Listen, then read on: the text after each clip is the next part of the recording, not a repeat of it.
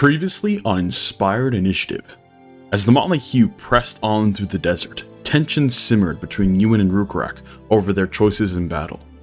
Asja, sensing Euan's frustration, shared more about her past, bringing them closer and strengthening their bond.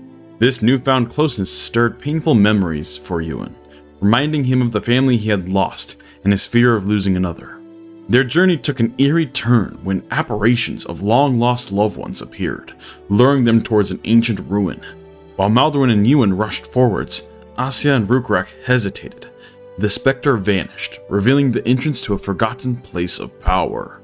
After deciphering ancient inscriptions, they unknowingly triggered a mechanism, sending them plummeting into the depths below. Thanks to Maldorwen's Kurtuzi instincts, they landed safely, only to find themselves surrounded by undead. Battling both the risen corpses and a strange, deathly mist, they managed to purge the threat, though the mist seeped into the ruins themselves. Trapped beneath the closed entrance, they explored the ancient site, uncovering lost knowledge of an anchor to the elemental planet Eris. Murals hinted at an ancient people who once traveled between worlds, leaving the party with more questions than answers. Then a voice echoed in their minds, beckoning them deeper. What other secrets lie in this hidden place? Can the motley hue escape and reach Valtari before it's too late? Tune in tonight on Inspired Initiative.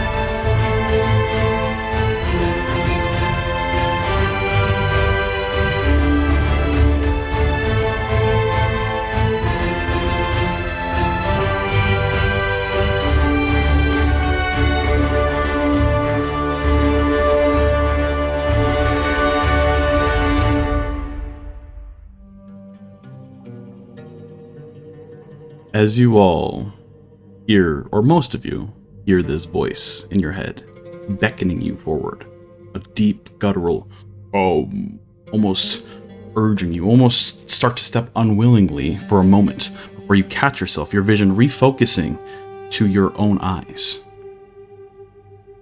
As you stand beneath the little bit of sand that dusts from the ceiling, this ancient, forgotten place. What are you all doing?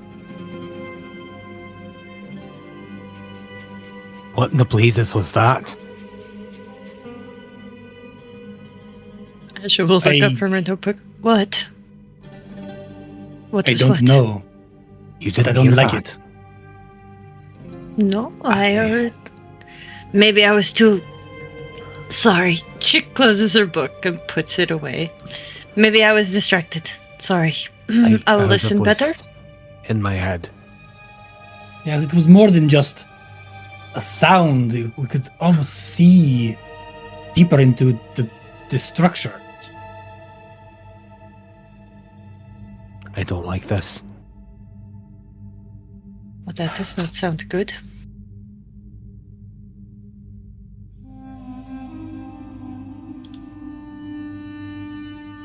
I mean, do we have any choice but to move forward?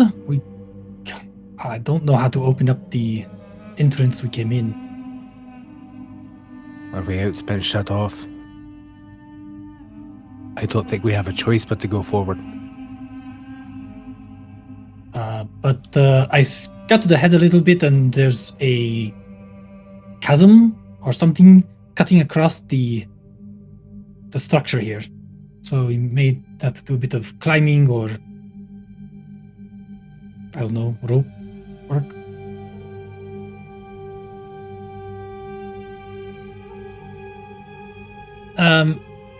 GM, Mhm. How far was the gap? From just a rough kind of glance that you did, 15, 20-ish feet. Okay. But you could not see the depths that it went to. It was a very deep crevasse. Yes. Not sure how deep it was, but it's still a good 15, 20 feet across. It is not going to be easy.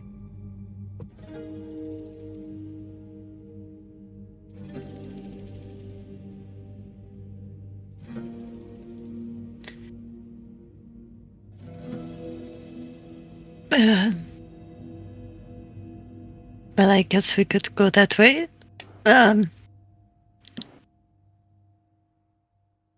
Still didn't hear what you heard, but I will trust you that there's something that way.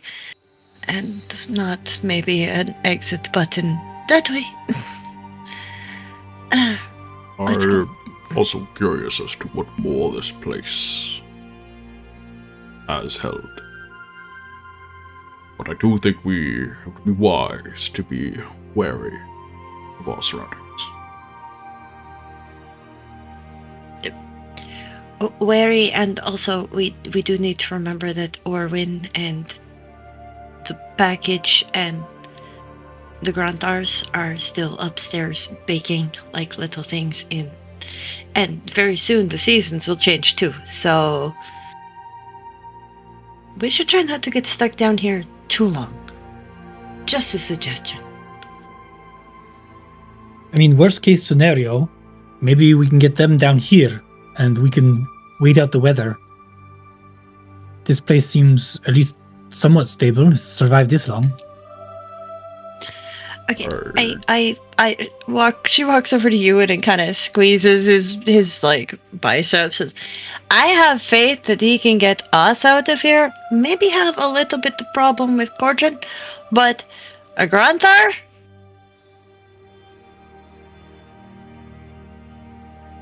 No, not at all. Not. I don't no. think he could pick up a Grantar. But I'm just saying, if it takes too long for us to low already. Right, that is a valid point. Maldorwen, were you Yes. going to say something? Why are we talking about bringing Grontars here? Can we just... I'm tired.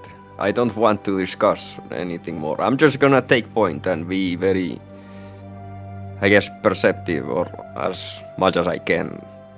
I'm feeling like shit right now. Yes, that's a good point. We need to get out of here. I was just saying, if it takes us a very long time to get out of here, it may be better to try and shelter here, but if we don't have the supplies, it may not even matter. Let's go. So as Maldorwen takes point and starts leading you guys towards the end of this kind of little hallway here, as it pretty abruptly ends in this ravine. You can see quite clearly, especially with most of your dark vision, about 20 or so feet, a little less than that. Across from it, like almost directly, it continues on. Like some sort of thing carved a large crevice, maybe time, the weather, I'm not sure what, but big gap. What are you all doing? If I look over the edge down towards the bottom, do I see anything? Or does it just fade into black? You see jagged, kind of sandstone-like rock that is quite jagged in places and just fades into darkness. What's the distance to the other side? You said 60 Around feet? 20 feet. Okay. So, Maldorwen is gonna turn to you and say, toss me over.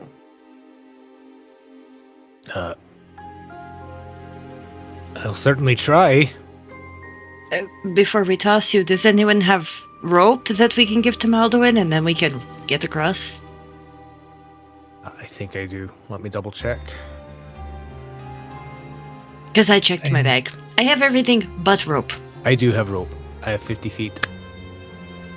Oh, I was going to check my bag, and then I saw that mine was made of rice sacks. And All I right. remembered that I definitely do not have rope. Maldorwen, remember to land properly. Euan, are you ready? I'm ready. Don't worry, Okay. I will fly like an Ontium. So, I was going to say it now. Pretend he is Poke and throw him towards the kite. You can do it. yes, you got this. And I'm gonna guide you on. Okay.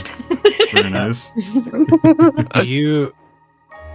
Do you want me to tie the rope around you and around myself, so if you don't make it, I can still catch you? Sure, why not? Right. I'll take the time then to tie the rope around Maldorwen's waist and then around my own. Look at all the precautions. Oh, great. Okay. Then, as you hoist Maldorwen up and just yeet him across this ravine, go ahead and make a athletics check. Plus a d4. It's 18 total. 18's pretty good. Okay. Maldorwen, you feel the kind of stagnant air here brush past you as you get flung over. I need you now to make an acrobatics check to see if you can properly grab onto the other side. In this kind of chaotic moment, unless you want to do something else. Yes, as soon as I feel like I'm reaching the height of my momentum, I want to cast Gust to try and like push me over, make everything easier, Okay. make landing easier and We'll stuff. say you can do the acrobatics at advantage then with that.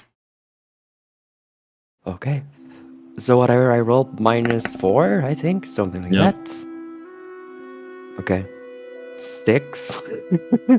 I think. Oh no, that was just one That roll. was one. You get one more. Yeah. Sorry. Okay. 11's not great. So as you Okay, but I gust can yourself, roll a d10. yeah, if you want, yeah. Mm-hmm. Oh, a 10. Oh, yes! Very nice. Oh my god, that's a 21! Okay, Yes! very, very nice. For a moment, you gust yourself.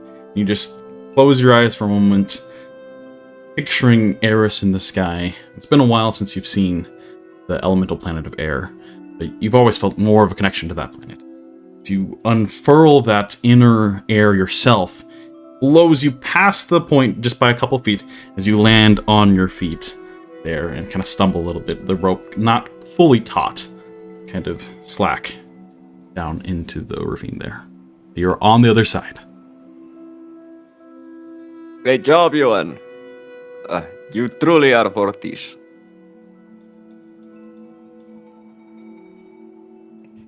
I'll Good give a roll. quick thumbs up. Is there something to Alright. tie it onto on the other side? Yes, that's what I was gonna do. I was just gonna look for a place to tie the rope to. There's some rock formations, some of the ancient carvings and whatnot. You can make a survival check to tie it. It's gonna be a decently high DC because there's not a ton of like super sturdy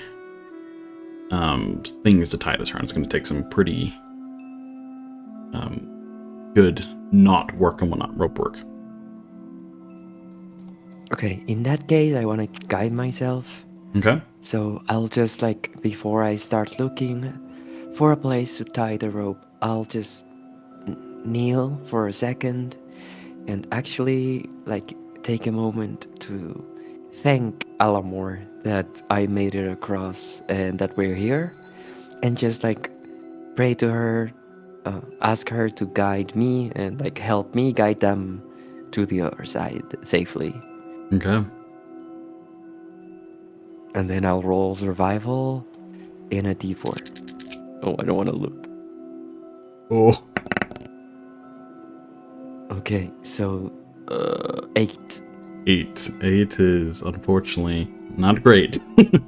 You find a couple spots, but like it's like the etchings of ancient stone, and it just kind of breaks apart more or less, and there's not a whole lot of places where you can firmly tie this enough to like you could probably kind of makeshift it, but you know it would not be enough to like carry the weight of Euan for sure. Probably not even Rhukkarrak. Yeah, you're not quite sure. There's not really a spot to tie it here. Rhukkarrak seeing Maldorwen kind of fumbling around with all these rocks, and he's gonna shout across, "Do you need some help? I could potentially try and climb this. I'm pretty good at climbing." Yes, right now I don't see a safe spot to tie the rope. If you can come across and help me, that would be great, yes. I mean, it will take quite a bit longer than being launched across, because I'm going to have to climb down until it gets closer together and then find a way across. Okay. Well, good luck. Well, Ruka has a climbing speed of 30 feet, so Yep. it's not a chance of him falling. So he's going to start shimming himself over the edge and going down until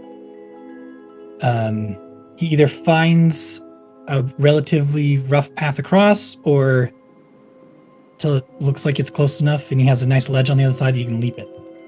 Okay.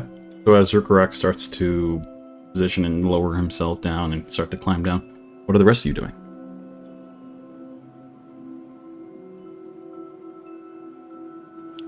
Asja just kind of walks over to the side and looks down. Maybe I should have told him I could probably just magic myself to the other side and help Maldorwen. Oh well, let him climb. You're like, no, okay. As Rhukkarrak could probably still hear you. Only got down by 10 feet at this point. Wait, what? Are you mumbling under your breath, or are you actually saying this out loud?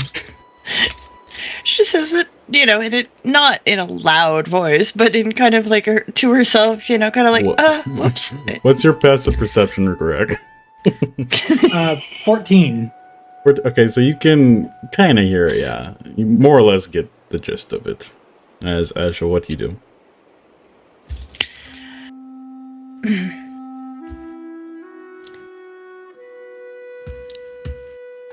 I guess she's just gonna wait until...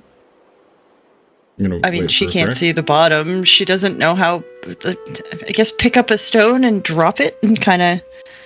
Like she did before, where she dropped the stone to kind of judge distance, kind of trick from back home, pick it up, drop it, and kind of listen to see if she can judge how deep this is before she maybe calls down going, this is pretty dumb. It's going to take a long time. Why don't I just magic myself, Go ahead and just roll a survival check for me.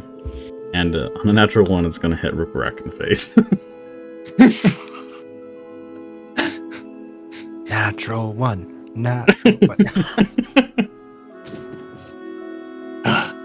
You evil fiend. And I'm at a -2 because of my exhaustion, so 7. Yeah, luckily, Rhukkarrak isn't super far down, so you toss the rock a decent way and it starts to clatter across the stones there. You hear it clatter quite a while, and you continue to hear it faintly, just keeps going, and then eventually it stops. About a little while, but you're not quite sure how far. Can Ruka get an idea of how deep it is based on what she did? Yeah, go ahead and roll a survival check as well.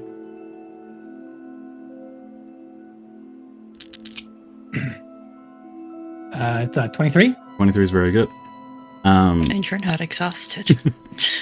As the stone kind of passes, you kind of look over and see it, and it clatters down. You just keep a keen ear out as it continues to cling, clunk, clunk, clunk, clunk, clunk, clunk. All the way down, slowly getting softer. This is probably like a good 100, 200 feet down. Like it would take you, like it's definitely doable. It just would be a bit of a climb. You can also, with the 23, can tell that it definitely does start to get closer to each other. as the rock clatters from wall to wall. So it's doable.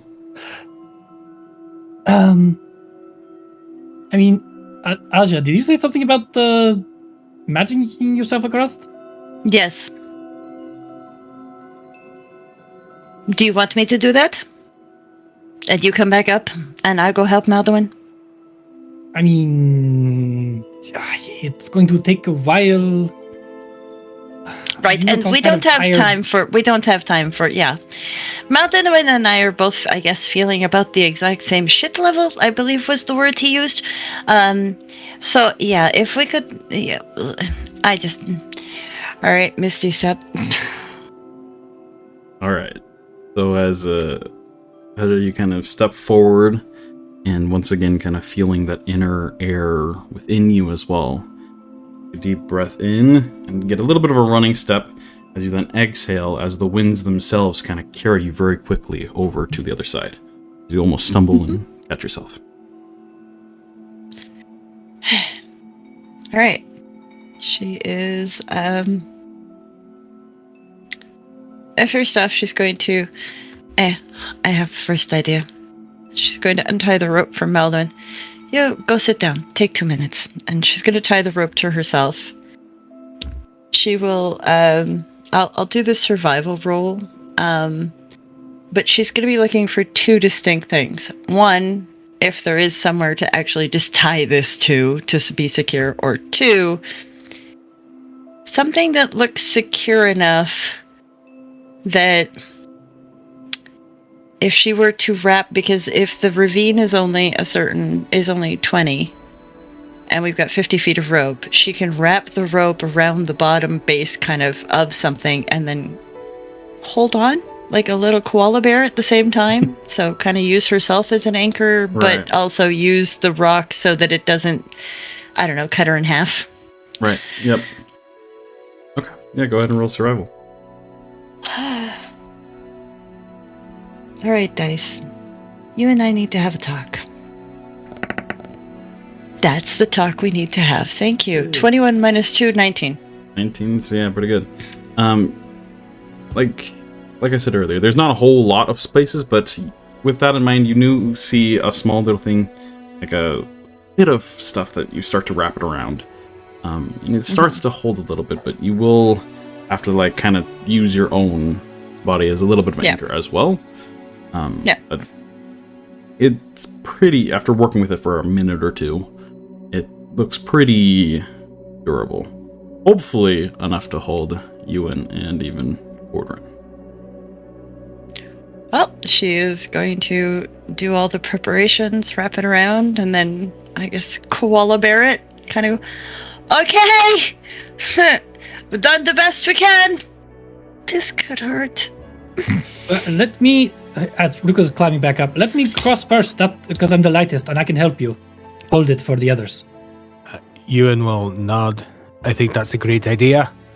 And will kind of lean back so his weight pulls the rope taut for Rhukkarrak to shimmy his way across it. Okay. So currently the rope is about like waist Maldorwen height. So yeah, it's not like you would have to get a little bit low, but doable.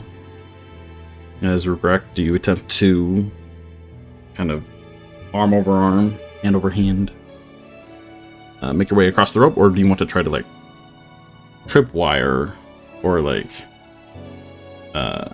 walk across it? I mean, different walking DCs. across it would be awesome. Okay. Yeah. He's gonna try and walk across it, but he's gonna have his hands outstretched wide in case he starts falling. He can hopefully catch the rope. Okay.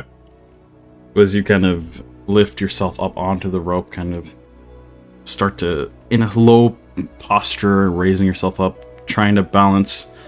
Go ahead and roll. This is acrobatics here. Start to make your way across. Come on, that is a 24. 24 is very good. Foot in front of another foot. Foot in front of another foot. Slowly but surely continue to keep your balance. There's times that you have to stop and just reposition your arms outstretched to kind of continue that balance, but then you steady yourself to continue across. And over the course of just a couple seconds here, you make your way across. Yes. Alrighty then. Once he gets across, he'll hold the rope with Asja and help her anchor. Okay. The rope is tied to her and then wrapped around, so she'll show you to hold the rope where the wraps around the rope come out the other side. Does that make sense? So she's on one side of the rope with it tied, and then it's twisted around, and then she'll show you to go to where the rope starts again. And kind of try and loosen a bit of the oh god factor from that side. Because now we got the two big boys coming across now. Question for the GM. Actually, never mind. Don't worry about it. I just noticed something. It's fine. Okay. All right. As Cordrin kind of looks to you, Euan. Like to go first, or Nope. Go ahead. I'll stay here and hold it so you can make your way across. just kind of looks at the rope, and I just slowly bobbing up and down with the tension. I know it's not ideal. I wish I could help more than I can. Yeah, let's See, do this. seeing Cordrin's moment of hesitation, Asja's just gonna go, think about all the history that's over here. Like, puts his fingers to his chin. Kind of nods. Goes over to the wall, and he watches the arms, the tattoos on his arms, flare up once more as the stone itself starts to pull away from the wall for a moment into like a little bit of a just jut out from the wall. Here, this can be a anchor, as if I cross, there's nothing anchoring for you to cross.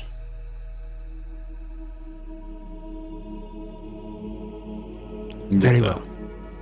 You can then anchor, like tie the rope quite firmly around that bit of stone that's pretty thick and definitely can hold quite a bit of weight. I mean, that beats what I was going to do. I was just going to long jump across it. As he then What do you mean? You gotta fly with your wings, right? My wings are good done for the day. Only get them for 10 minutes.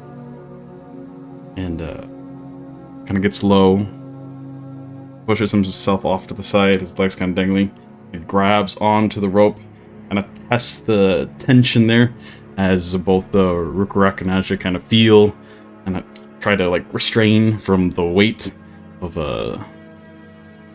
Dahlgren, who then is like, all right, here we go, and fully lets his weight fall onto the rope here. I need both Asja and Rhukkarrak to make strength checks here, or athletics, one of the two. Oh, this is gonna hurt. No, maybe not. 17. Right. Athletics. I don't want to look. I'm not looking. Huh? Oh no. 3. All right. So with that, I just really hugging the rock now. as you're like holding onto the rope, you feel it slipping past your arms there as you try to like give yourself some leverage by putting like your foot against the wall, but it's still slipping. Rhukkarrak is able to like tie it around his arm a little bit and just also put his feet against the wall, more leverage, as it Thalgren in general are just big boys. And so it's a lot. Luckily it stays for the moment, but you both are straining, as Cordrin is going to make an athletics check as well to see that he can climb across here.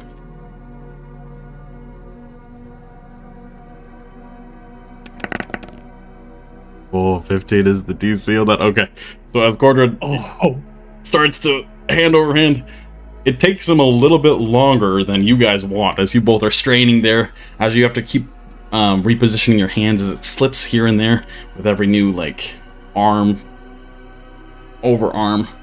Slowly but surely, Cordrin makes it across. He lifts himself back to the other side. Just lets out a big, like, ugh, I don't like that. And then he climbs up. And we're on to our As last. he's making that noise, I'm pretty sure Asja and Rhukkarrak are also going, oh, neither did we. Well, fortunately, you can help us when Euan comes across, right? Yes, I could do that. Alright, now with... Maybe Asja should get a bit of rest on this one. I'm going to go sit next to Maldorwen. Is that okay? Cutter just nods. She just goes over and just sits next to Maldorwen and kind of leans against the wall. I was Alright. gonna say that, like, as they're crossing, what Maldorwen would be doing is actually checking the other side of the hole, like, starting to move towards that side, see what's on the other end, maybe hear very intently to see if they can pick up the voice that they heard before. Okay. And yeah, like, I'll have my crossbow ready. Yeah, Cool. Maldorwen would be kind of on the lookout for anything that may come from that side as the others cross, yes. Okay, so we'll say that takes place as this is happening. So Maldorwen, as you kind of walk forward, the goes for another about 20-30 feet before coming to a T-junction. At the back wall there of the T-junction, there's another large big mural of this majestic looking creature that... Go ahead and just roll a history check for me.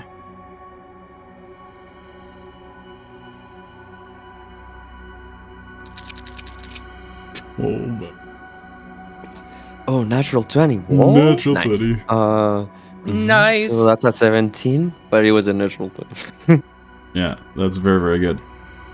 And so as you look at this creature has magnificent large feathered-like wings. It has large, almost feline-like body and almost a humanoid face. You have heard of these. You've never encountered one before, as it is an ancient, almost myth that maybe the Kurtuzi tell of. It depicts a sphinx on the wall there, and like rising up, just in super immaculate. It's worn down to time still, but it's relatively well preserved. As Euan, it's your turn to cross. Euan is going to tie the rope around the piece of stone that Cordrin put out. He's going to look down at it. He's going to look up at the other ones who kind of struggled to hold on to Cordrin's weight, knowing that he is quite the hefty man himself.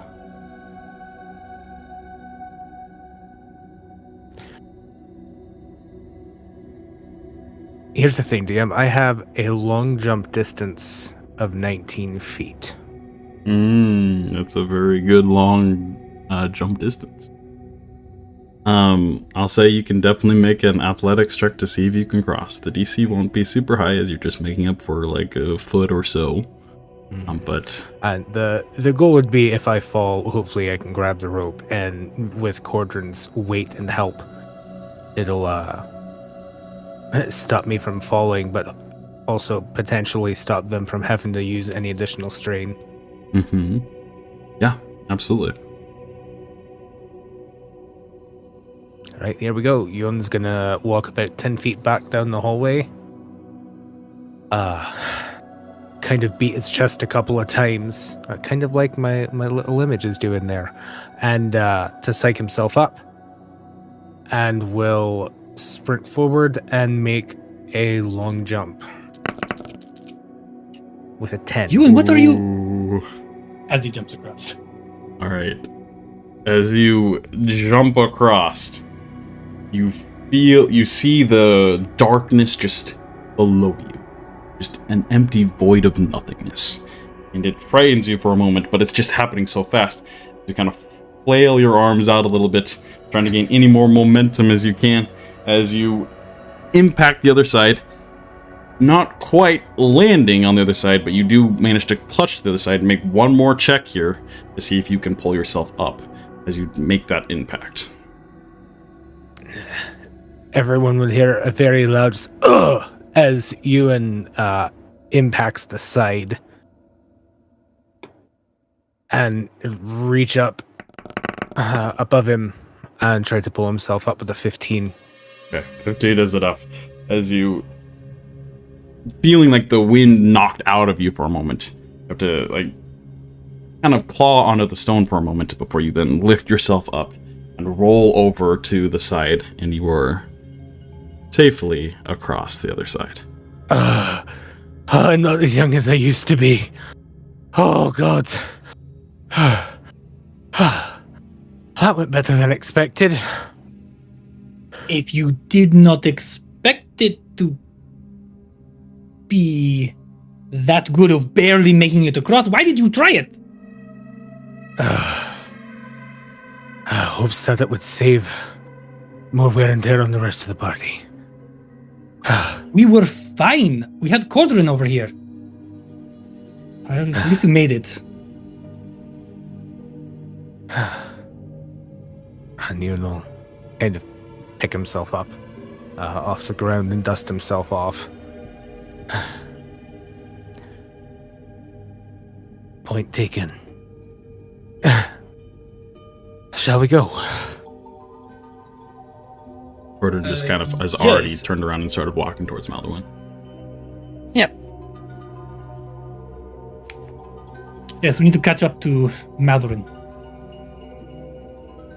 Maldorwen, as you're there, you kind of take this mural in. You see to the left of you, the left of you is another hallway that ends in another just L junction, or just a couple feet. That is not where the vision took you, though. The vision took you to the right, which you see goes for another couple feet, and then there's a rugged staircase that seems to descend deeper.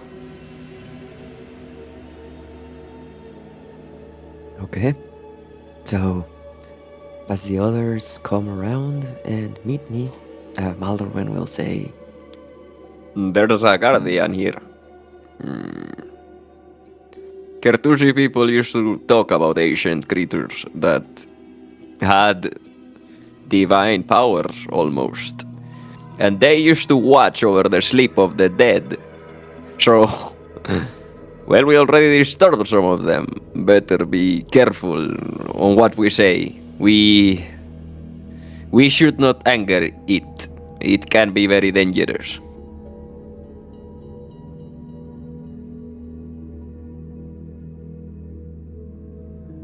Noted. It's good to know. Yes, Hopefully its nothing name is awful. Sphinx, I believe. Or well, that's how. What we would make called this Sphinx angry? Us trespassing into the tomb.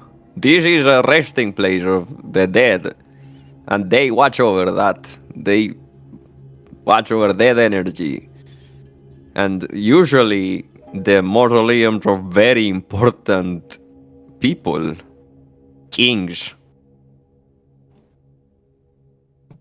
So you're saying that it's already too late.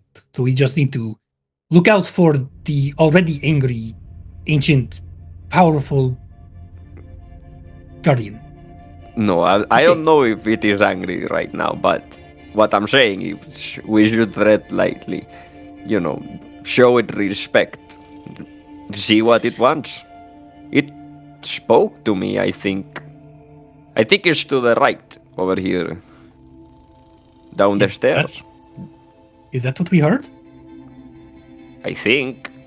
Didn't you see something? Like, you were talking about it earlier. Yes, but it seemed I don't know, more hungry, or I don't know how to describe it. It did not seem like it was coming from a guardian. Although, what do I know what a guardian is like? Trust me, guardians don't judge by looks. Can't say any more than that. Let's go. Yes, we should move. Okay. You guys head into But the... I agree. Be very respectful if we do come across it. To the Are right, you then? sure we want to go that way first? And not see if this other way leads out? Because I'm pretty sure out is not down. Really? How are you so sure? Often when you're trying to reach the surface, you don't go down first. Well, I it didn't think- work that way when we went to the temple in Elendor, did it? I think when whatever spoke to you all and said, come, that was kind of an invitation. And I don't know about your cities, but at least my city, if somebody invites you directly, somebody important invites you directly to come and see them, maybe going and looking around their home before going and getting greeted by them might be considered rude. I'm just putting it out there. I mean, I don't think the Sphinx would take, if it is that, would take kindly to us looking around their things. Is a good point.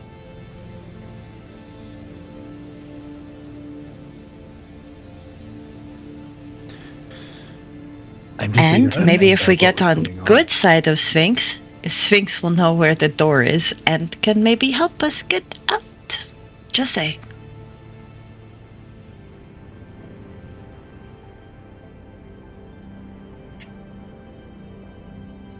Well, Maldorwen, lead on, unless Euan, you had something to say? You look like...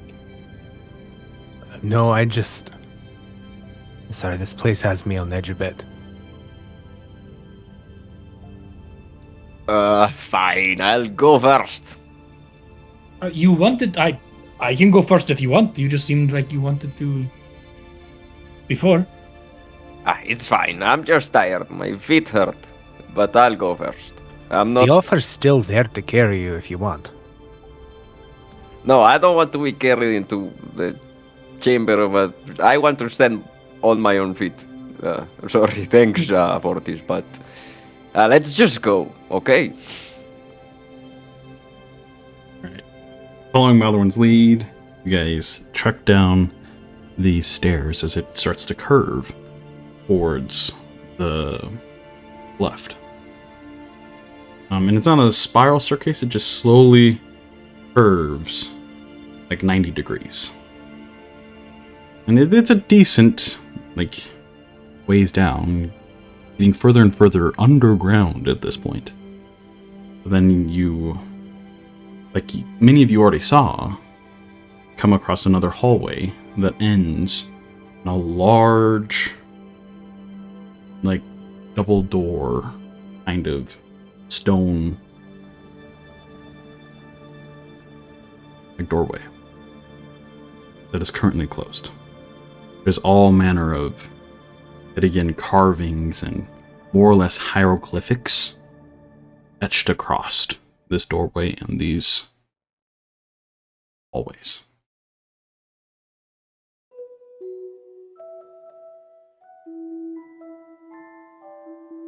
What do all of you make of this?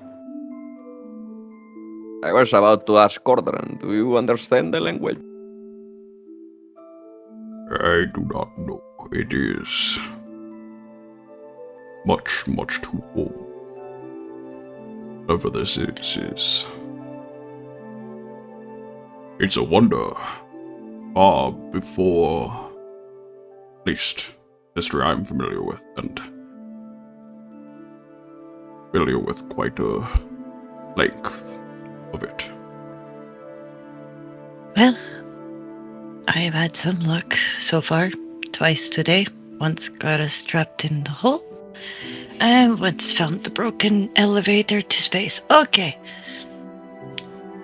Asja is going to, not with hands, but with eyeballs, go over and kind of look at the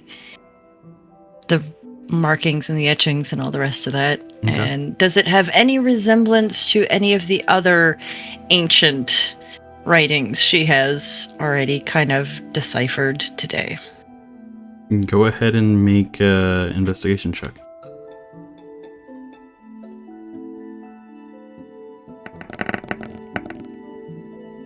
Uh, 16 minus 14. 14's not bad, as you kind of survey the kind of runic carvings. It is all just still very, very foreign, but there are semblances that are somewhat familiar to like an ancient elven, per se, similar to what the other stuff was. It's still kind of tricky to piece together, as a lot of like the runes don't make any sense, and they're muddled in with the runes that do kind of make sense. So it takes you a bit of a minute to kind of overlook it. And you're not quite sure. There's something about like a sanctum, something like that. But that's about all you get. It's similar to the other languages out there, but again, I don't know, maybe an ancient form of Elfin? I don't know. All I can make out is something about a sanctum, though. So, I would assume if the Guardian is here, it's in there. And she's gonna back away from the door. How close do you guys get to the door? Crap, I just done it again. Yes, I've done it again. I mean, she had to be close enough to look at the runes, so she's probably only a few feet away, if that. As I said, she's investigating, not with hands, but with eyeballs only, but again. Okay. I'd say that Ruka, unless other people go closer, would probably stop about 10 feet away, letting Asja do her thing. Okay, let's say as Asja kind of sits there for a moment, about 5-ish feet away, kind of looking at the runes, gives you all that information, and kind of looks back, as she's like looking back towards you all, the kind of slit in the door that kind of keeps the two double doors together kind of cracks more as the stones part, with the loud shifting of stone upon stone as the two of them slide inwards, leaving just a little bit, about a 5-foot gap between the two, not opening fully. Conveniently Yes. just enough for us to go through. Guess as Asja's there, she'll peek. Oh god. As you look in, it's dark in there. Your dark vision kind of picking up on a little bit of what's in there. It looks to be a circular, large room. It's hard to make out much details from this vantage point, though. You don't have a whole lot of sight. The door being as closed as it is, only being ajar a few feet. It's really dark in there, but it looks like it's a circle room. But it's dark.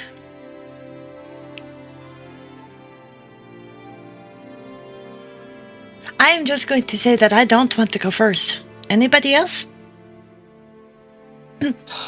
This seems like a trap, but there can be great benefit to braving the darkness. So, unless someone else wants to go first, I guess I will lead. And before he goes in, he's going to make sure that his dark armor is refreshed, that he has his spike armor. Okay. How long does that last? 1 hour? Oh, never mind. He still has his stuff left from the last fight. Unless it's been more than an hour. Not quite. It's getting close, but not quite yet. We'll have another 15-ish minutes. Well, then he will cast Blade Ward on himself. Okay. With a little teeny bit of a black after image as he moves around. Okay.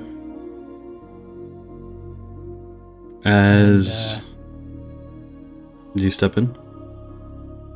Yep. Yeah. As Rhukkarrak kind of looks at you all, a little bit of trepidation. Understandably, you all are a little bit on edge here. Casts a few things, you see some of the shadows kind of lingering, kind of pull towards him. He steps in towards the chamber here. As you do so, you get to make out a little bit more of the interior here. It looks to be completely circle, other than the little bit of an interesting way that you come in from, where the doors could fully open. It's a high ceiling chamber. You kind of don't see the ceiling right off the bat there. All manner of, once again, symbology and just a ton of like murals and ancient artwork that is engraved to the stone itself.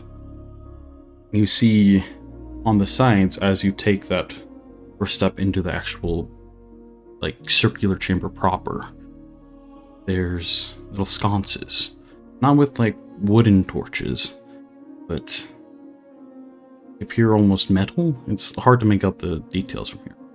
As you do step in, they ignite with this kind of ethereal, almost bluish fire that starts to illuminate the room. Once again, you hear this booming voice. Shadowed hatchling, stolen away. As you enter. Who's next? Ruka will call back. I think our historian and everyone would be very interested in this room. As he's looking around trying to find the source of the noise sound. I think I was following closely behind. Okay. As Maldorwen steps in, more lights flicker on, more flames burst into existence.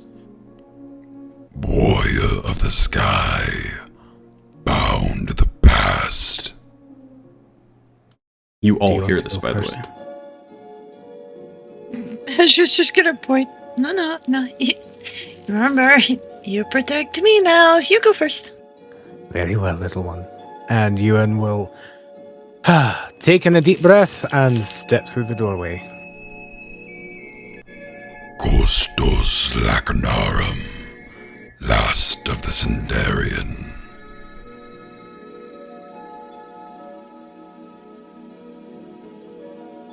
I guess Asja will look at Cordrin and I'll go next. Walks through. Keeper of the lost, preserver of innocent. As with each one of you stepping in, more and more of these lights flicker on. The room is almost completely illuminated at this point. But with this strange kind of almost ethereal light, as kind of are transfixed by the fire for a moment. As Cordrin steps in. Recorder of time, tied to stone. Welcome. I am Thal Averis, arbiter of the boundless skies. Or at least, I once was. With that, you kind of see a wind start to pick up. Even though this place is nowhere, there's no sky axis whatsoever. And some of the sand particles start to fly throughout the air. And they start to catch mid-air. There's this strange, like, visage of a large, huge, spectral mirage of something. It's almost impossible to make out details, as you can only really see it where the sand particles kind of match.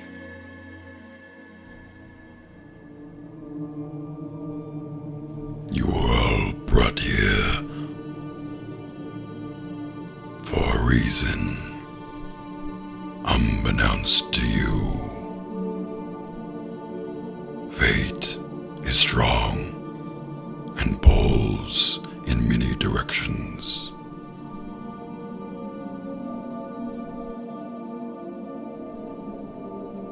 The celestial path is real. The anchors once connected this world to realms abound, but has since been sealed away. The power, the ancient, forbidden power sealed away.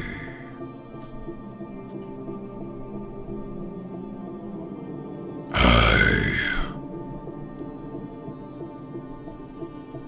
do not see as I once did, but I feel its touch upon this realm once more.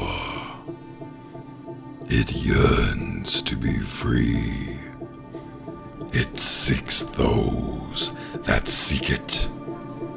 But this power, a great gift, came with a curse, and so it was sealed. I see the light within you, and the weight of the choice you will all soon bear. Now go and be warned.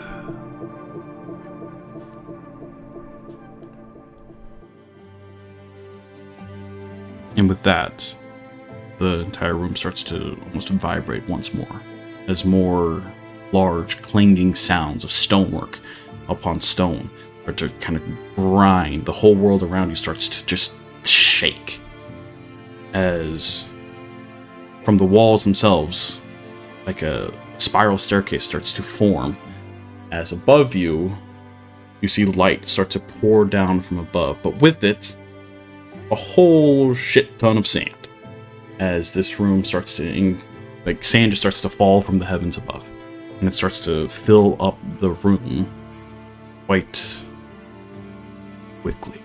But there is the staircase that is more or less there. What are you all doing? I think it's time to go. I think that's our cue. Let's go. Ruka's gonna take off running, looking back behind him to make sure everyone's following. Okay, so this will be a group skill check here to see if you all can make it out of this place before you are swallowed by the desert itself. You can either describe kind of what you would like to do, and then everyone will make a roll. We'll see just how well you guys are able to escape in time. As you start to step onto these stairs, these kind of stone jut-outs from the wall, they're ancient. They're not in the best condition. Some of them kind of break underneath some of your weight. So it is a little tricky. It's not just running up a staircase. And there is a timer to this. What would you all like to do? So Ruka, being able to bonus action dash, is actually going to make sure he rushes ahead of everyone, and he is going to test all the stairs on the way up, holding on to the rock face so that he can utilize his climbing in case one gives. Okay. And making sure that it's solid stairs all the way up for the rest of the party. Okay. Go ahead and roll a survival check as you do that.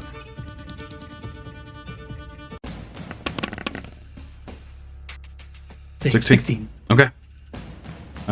What is Maldorwen doing in this moment?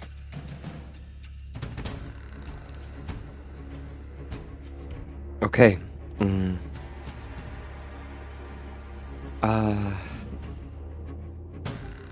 not sure, to be honest. Maldorwen is just gonna try and run up, and as Euan starts going up as well, kind of try and hold on to Euan as well, because yeah, he's tired, and I believe my movement speed right now is like 20 feet or something like that.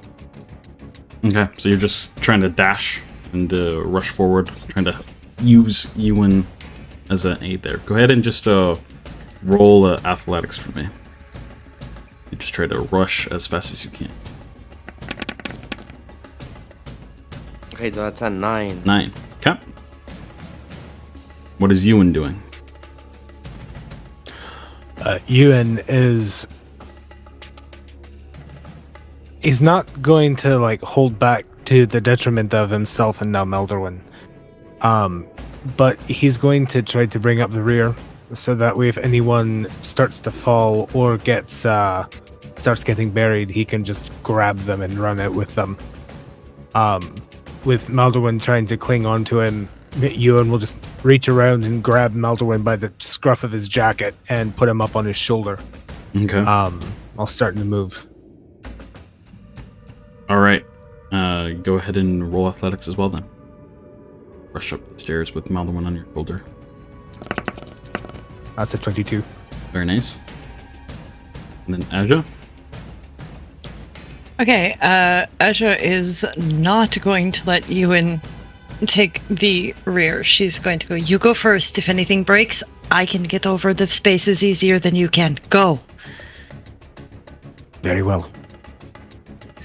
And she will basically bring up the rear, like let Cordrin go and everything like that. Bring up the rear, because then if any of the stairs break, she's got a better dexterity. She can hopefully make the jumps to the next stairs and stuff like that. So. Okay, so as Cordrin casts like expeditious retreat on himself, starts to rush forward as well with you all. Asja, go ahead and roll acrobatics or dexterity check, as you're the last having to acrobatics. As you're having to jump over some that do over the quickly trampling of Euan and Cordrin do start to fall and break down. You'll have to maneuver yourself a little bit more deftly. 10. 10. Okay. It is a very close call. Let me just quick bit of that. Yeah, very close call. As the sand isn't just a torrent, it does like eventually start to slow down here and there. But you all are having to rush up, and you see different rocks that are clinging down into this hole as well. There was a lot above wherever this exit opened up. And so you are able to all quickly rush, spiraling up the staircase. It's a pretty decent way up. And you all feel the adrenaline rushing through you. Your legs are just so darn sore from the many months of travel. But you push through this. That adrenaline helping you be urgent in this moment. Asja, you jump from different platform to platform as they fall away under Euan's weight, with Maldorwen on him as well. Euan just charges forward, Cordrin right alongside. Rhukkarrak testing ones that, and kind of pointing out ones that are for sure going to fall, and so Euan is able to jump over those and whatnot. You all press the very top of it right as the stones start to stop vibrating. And you see the dark, clouded sky of Embervale above you. You're no longer trapped underneath the ground. Well, that seems like a really bad design. I tend to agree with that, Rhukkarrak. Is everyone accounted for? She just kind of bends over, leaning on her knees. Oh, it's been 80 years since my training. Oh my goodness. Can we not do that again for a while? Yes, please. I don't know if we are destined like this. Whatever it was said, we may get pulled into another one of those. Although maybe if we just avoid images of people in our past. I don't know. Either way, not to remind people, but we can't stick around for too long. We should find Orwin and the Grandar and figure out where we are, and unfortunately we have to keep going. Even after all of that, we have to keep going. Travel at night. We can rest in the day. As you do see Okay. Orin off to the side there, kind of looking frantically around. The Gronth are all kind of grouped together. And then you spot her. He looks relieved. What were you going to say, Maldorwen? No, I was gonna say exactly that. Like, Maldorwen would be looking around for Ormin and the Gondars. Yeah, easy enough to spot. As you all kind of group back up, Orwin. I was really almost about left you all, but I really didn't want to do that either, because that almost means certain death for me and Granthar as well, if we come across any sort of danger. I can hold my own ground, but trying to protect them, especially against some of the beasts out here. We need to move, though. I don't know what you all found on there. Hopefully it was worth this delay. It was. It We was? should get moving. Okay. Yes. I was just gonna look at Cordrin.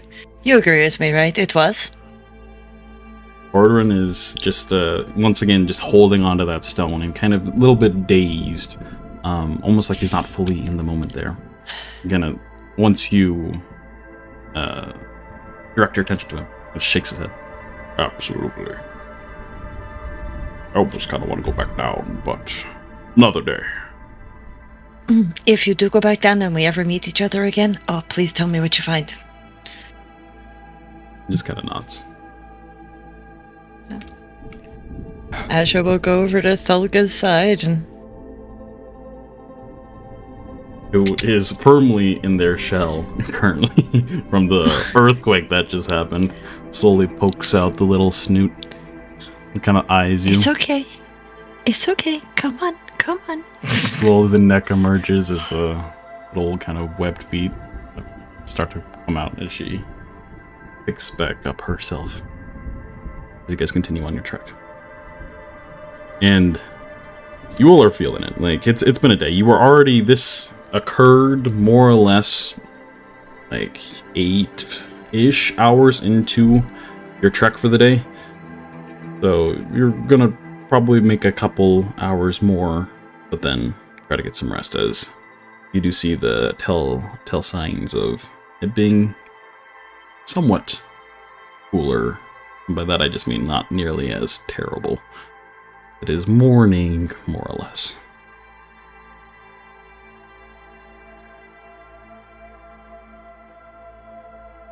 But as you all then, after making another hour or so of arduous trekking, the adrenaline finally dying off from that intense moment, your mind's just a buzz of theories, of questions. You all decide to make camp in a kind of sheltered rock formation. This will be the last time we're camping where you guys hopefully arrive. If we don't die, you know, that's fine. Yep.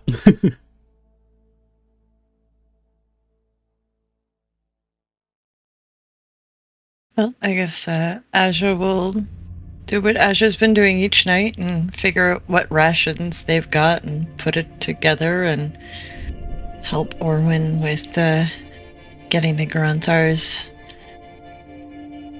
brushed and fed and all the rest of that as well. And then, okay, do we actually hear that? Yes, 100%. The clouds are angry.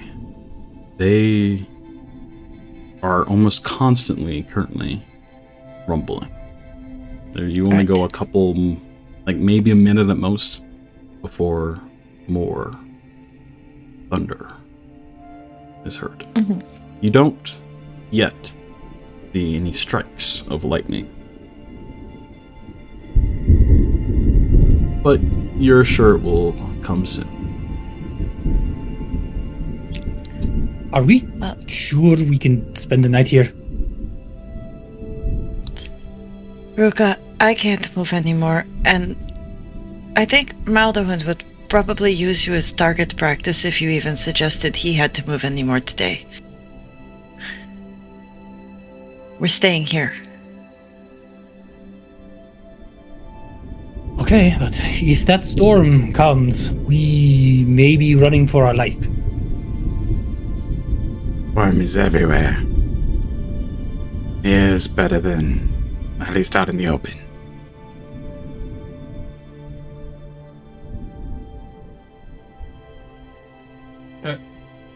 I meant like running for our life to the city, but have you experienced a storm? He kind of looks off in the distance for a moment, like in remembrance. I wish I could say I haven't. Luckily, we're not quite into Stormwake yet. So it won't be as bad. But we'll just want to keep moving. For sure. We need rest. Weather like this makes me want to play, actually. If I wasn't so tired, I would be kicking the poke around.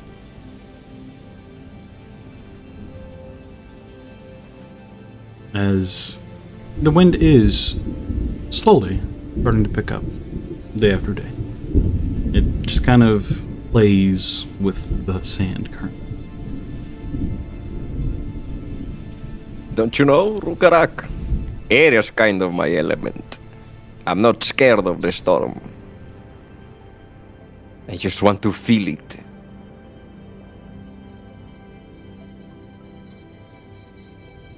Normally Yes, at this time in our village is when we're starting to...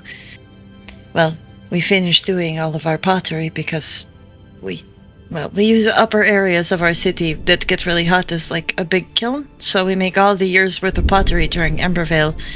Now, during this time, generally we're getting ready for doing other things like weaving or artworks or rewriting books, things like that. We don't generally go to the surface, so I have to say that the rumbles are a bit,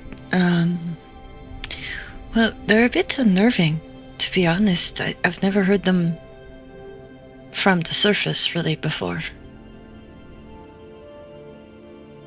Yes, well, I haven't heard much of the rumbles until I left home. And they always unnerve me. About this time, we would be going through our final checks to make sure that all the drainage tunnels are clear for all the rain that's coming. So we don't... Oh, yes. We have to check all of our cisterns as well. Make sure that the fish that we have fish that clean out a lot of the deeper cisterns. But we have to do check maintenance. This is about the time we get ready for that as well.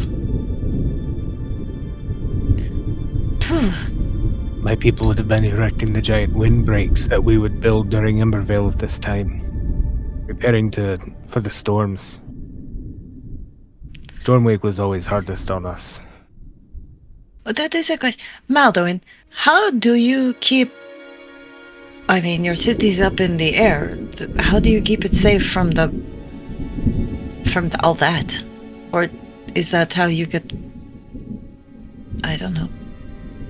Do you recharge your city with the power of the air that happens in Stormwake? Or how do you stay safe? I mean, we just go deeper in the ground. They made big wind sails. Don't you get knocked around? standing in the middle of this field, feeling the wrath of the conflict, would you dare deny it? Would you say that it doesn't exist? That it doesn't shape Sorika? Isn't it wonderful? It is everywhere. Right now, the battle is raging in the sky, and it fills me with joy.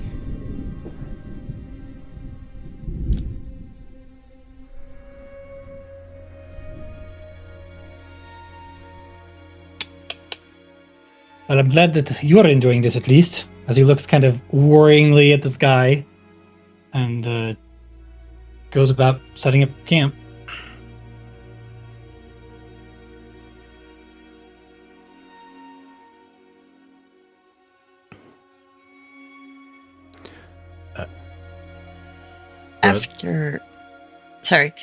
After like later into the night, just before she goes to bed, she does want to go over and to where Cordrin is and have a quiet word with him. Okay. So she will approach Cordrin. But if people have things to do earlier in the night, let them do that first, I guess. Or not? Okay, she approaches Cordrin. Euan, so. All right.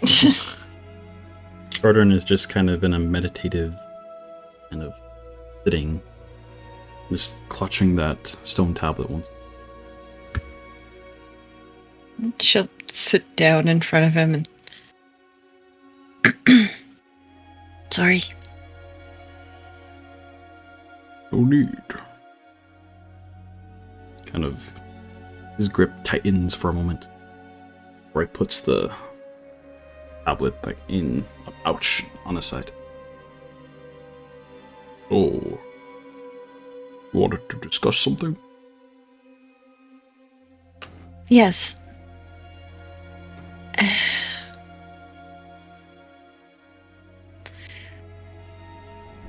I guess with everything we've been through, can I trust you?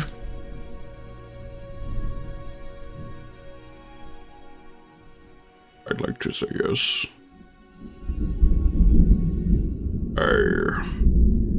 You're the first person that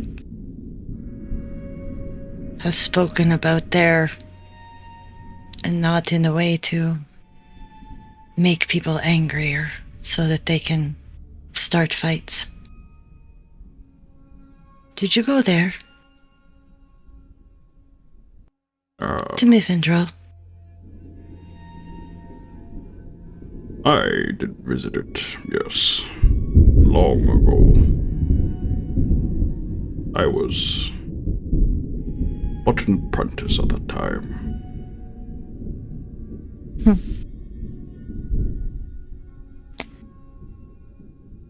How much did you learn about? She holds out her hand as to shake his. My name is Asja. Einarok.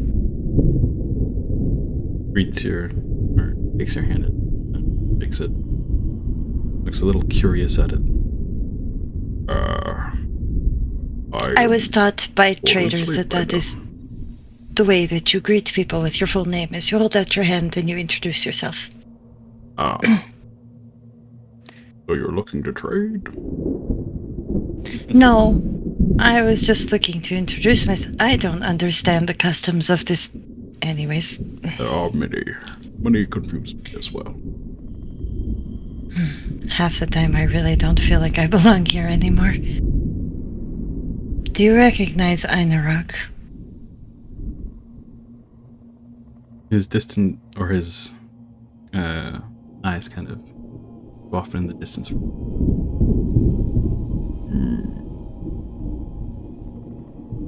Vaguely. I keep track of many names, many people, many places.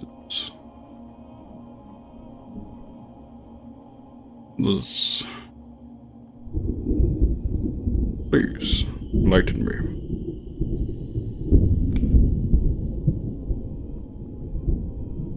May I do something first? To prove to you that you can trust me. And to show me that I can trust you. Looks a little and like stares at you kind of unnervingly. I promise. It's not going to hurt or be weird or... Well, it might be weird, but it won't hurt. Please. Just kind of gives a short little nod. And she kind of turns to Rupert. You know what to do? And she's going to take Cordrin's hand and raise it up and place it on her chest over her heart.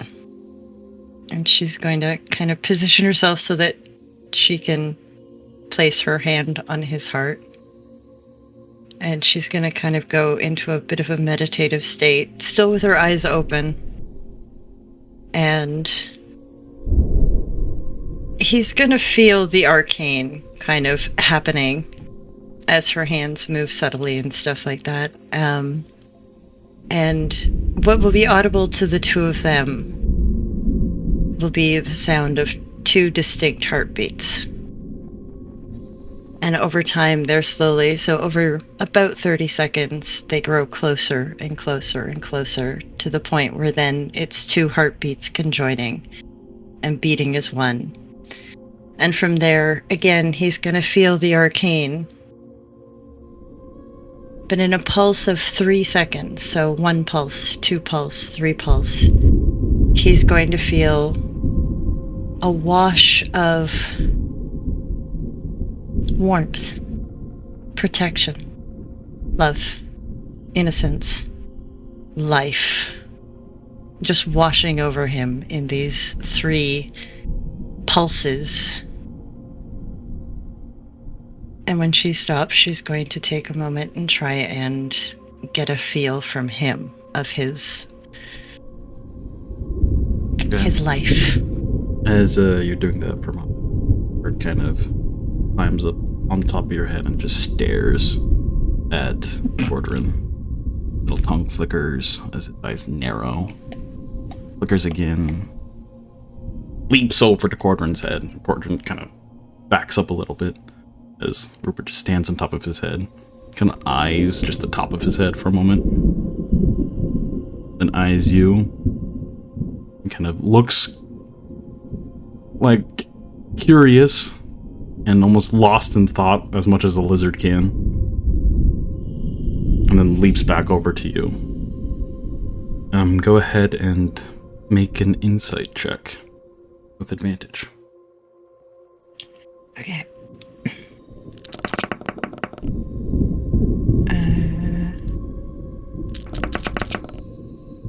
21. Going is very good. As you feel the connection here to Cordrin's life essence as well. You've been trained to pick up on that subtle essence that embodies every humanoid across Zorica. And it's much more easy when they have an Elandris that kind of tells you, but here Cordrin doesn't. You do feel, subtle though it is, the heartbeat, or his heartbeat. And as you kind of just stare, Rupert kind of comes back and kind of nuzzles you a little bit. Cordrin is just staring back at you, almost like a statue in this moment. And it is very hard to read just expression-wise. But you don't sense any sort of higher or ill intent from this individual. Someone who is just curious about the world. Excellent, my type of person. And she's just gonna smile when that ends, and she'll take her hand back and put his hand back.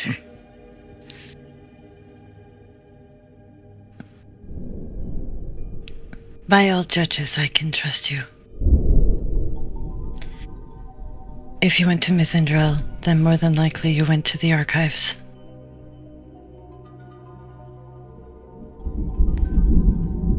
I did spend some time there, limited as it was.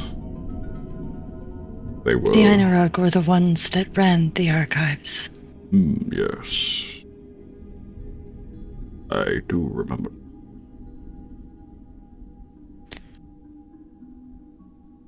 Not all were lost. The children of many of the Einarog were sent out a few days before the attack.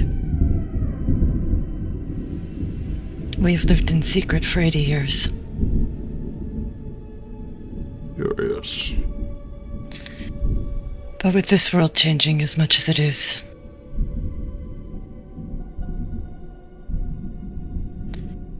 things will need to change for us.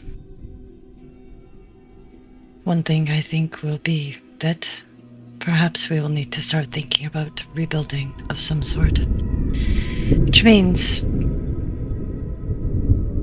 we need to gather any allies that might be willing to work with us.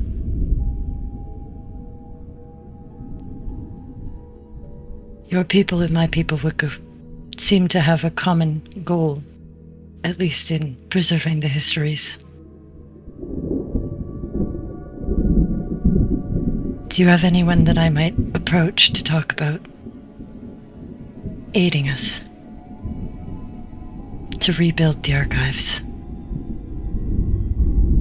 Rebuild that which was lost.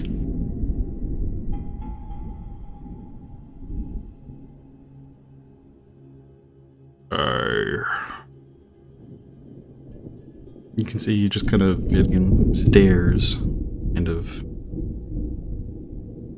unnervingly once more. Just almost lost in thought.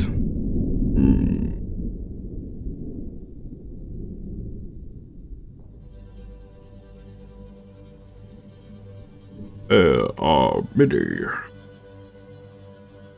on the Twilight Ridge that might find this a fascinating prospect. We are much more secluded than most others. Asja kind of smiles. Even if you found my home, well, it's not like it matters. The instant you walk out of it, you completely forget it was there. You can ask Euan. He doesn't remember, and he spent almost a year there. Even more We need curious. to protect ourselves. We do have... I do not know if he is the same as you, but we do have one of your race he came with. Euan. He is, since the moment he walked through the doors, he has been walking around with a notebook and pencil. I have a feeling that somebody is well documenting my home right now. I'm glad to hear, as this place you speak of eludes my knowledge. That discomforts me.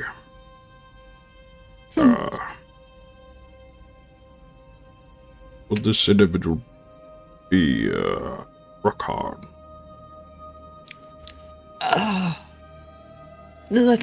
She opens up one of her notebooks and quickly flips through and mutters something about writing way too much in her notebook. And oh god. Out of character, sorry, there's way too many texts in this thing that's preventing me from getting the name again. Yes, that is the same. Thank you, yeah. Oh, yes, that's him. He's friends with Euan. He knows Euan and him showed up. Well, he brought Euan when Euan was injured. They both went to Mithindrel. Big mistake. He takes a deep inhale and kind of a big sigh. We thought that he was lost. I'm glad to hear that is otherwise. He is not lost. He's just somewhere hidden from this world.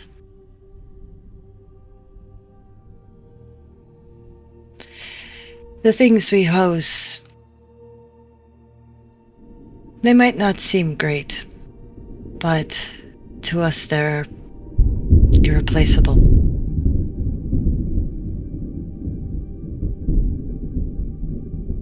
But either way, I wanted to just say exactly. I'm sorry. I just all knowledge that evades my mind. You've survived since Mithrindel's fall. yes. How?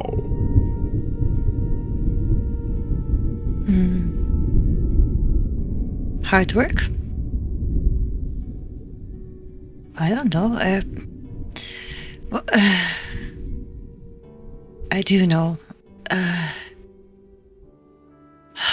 She kind of closes her eyes for a moment. Goes, I won't tell too much. Please don't be too angry. About, I'd say, 3 weeks to a month after we ran into the desert shade woods,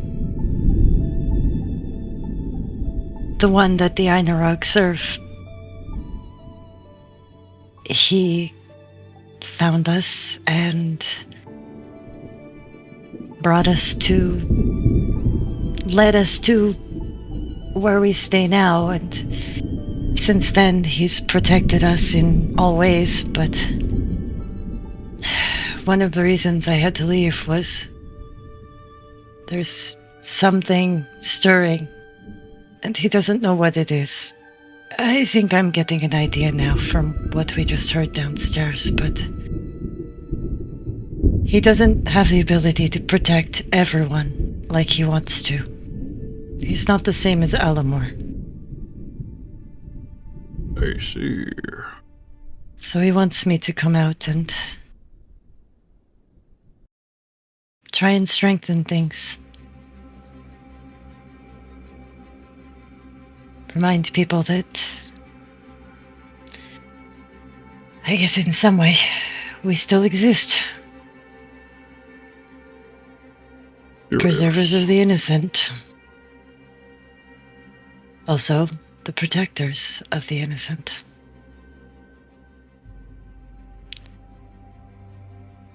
This is another topic I will need to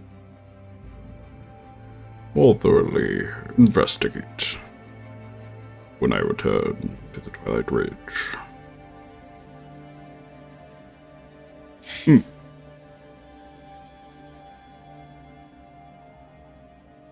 Well, if you have any Pulls more back out questions, the I'm tablet and just starts holding it. sure you'll find me at Valtari. Anyways, thank you for the information, and again, thank you for remembering it as a place of beauty. And not just saying it through gnashed teeth so that people get angry. It is a great tragedy, Pellet. The destruction of knowledge is the worst sin, at least in our eyes. It has only been 80 years, but I can already feel the effects of this knowledge being lost all over, everywhere we go. That is why I need the archives to come back.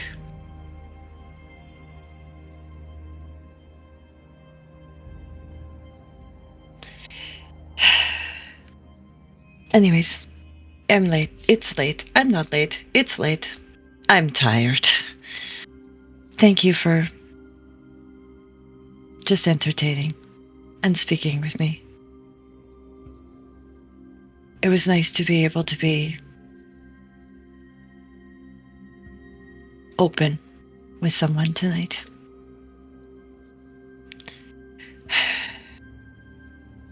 Thank you for sharing what you did. Or it's very curious. Continues to just stare off into the distance. She'll just get up and dust herself off and head back to her sleeping mat and just kind of lay down, and probably within less than a millisecond, the gentle noises of her snoring is, drifting over the sands. Exhaustion 1. As you all do sleep very, very well. Do something. Yeah, I wanted to talk to Euan if that's okay. Yeah, absolutely. Okay. So yeah, before going to sleep, obviously, we'll try and find him as he still feeling buzzing from the storm around. And I think it's gonna be a little harder for him to fall asleep, even though he's really tired. And as he approaches Euan, he's going to say, "You saw something, right? When we crested that dune, we found this place. You saw something, right, Fortis?" As Maldorwen approaches him, you would find Euan kind of sitting off away from the camp just a little bit for noise reasons, as he's laid out the hand axes that he carries with him, halberd, the great sword, and has pulled out a sharpening stone and has taken the time to just fine out the edges of the blades a little bit. As Maldorwen approaches, he's got the great sword laying across his lap, and that's what he's working on. And when Maldorwen says, "You saw something, didn't you?" he'll stop halfway down the blade with the whetstone and look up. I saw Captain Rod. Sorry for this. I didn't mean to interrupt. Just... By all means, you're fine. You saw them? You saw him? You're sure? I'm positive. I would never mistake that man's form for anyone else. If you were ever like him, and I doubt any will be like him again.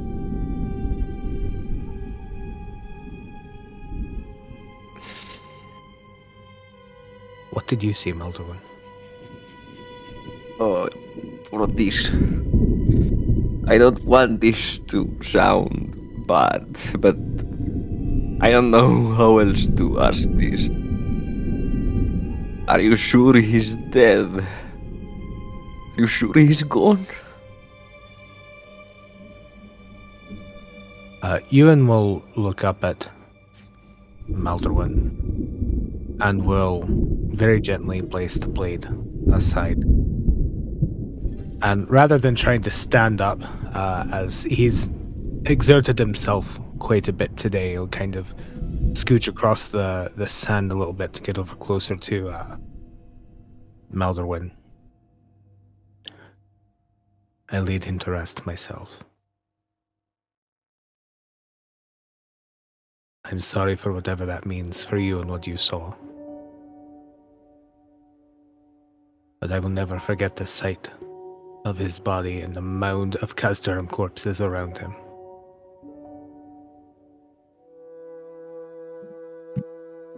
Damn it, Juan!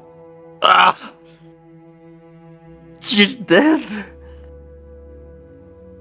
Who?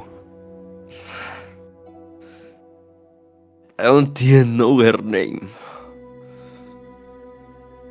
For a moment, when I saw a sphinx carved in the wall, I thought I would be able to ask him. I thought she was there. She was here. Is she? What is this place?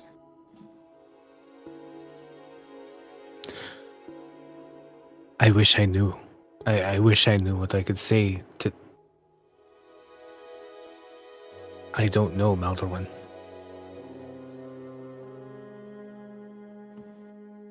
I'm sure it was her. I didn't want to believe what I saw either when I first saw it. Because I already knew. But I had to investigate. I had to see what was going on, which is why I went.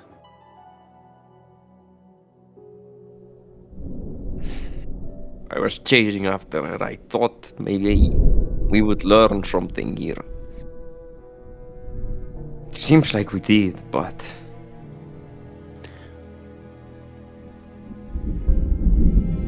I'm very confused at the same time. I'm confused about this. What is this place? What did the Sphinx tell you? How? It said you were the last of your kind. But what was the first part? Euan will kind of put a claw up to his chin, almost like he's stroking a beard as he thinks. Custos lacrimarum? I don't know what that means. As you say that, almost you get like goosebumps that just kind of from head to toes. Subtle, just something.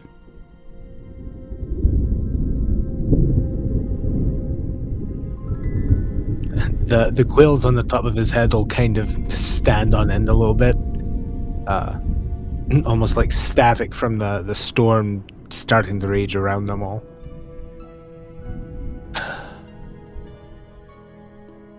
I don't know, something about that. He'll shiver a little bit. There's power in whatever that means. The words sound similar to the language of the Celestia Itinerator. It does, Maldorwen, doesn't it? if you want to roll a history check. Okay, I'll try. Still very tired, but hopefully be something good. Okay. Honestly, so- 15? 15 is not bad at all. Your thoughts are a little sluggish, Mother. But it does ring out, and while you don't experience the same impactfulness that Euan did,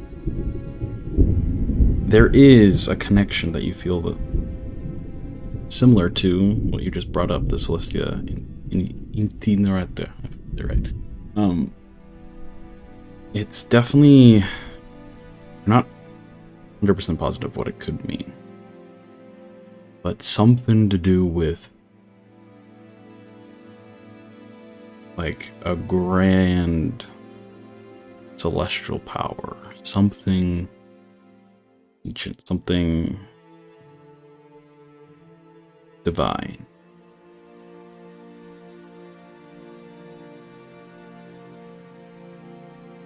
Okay.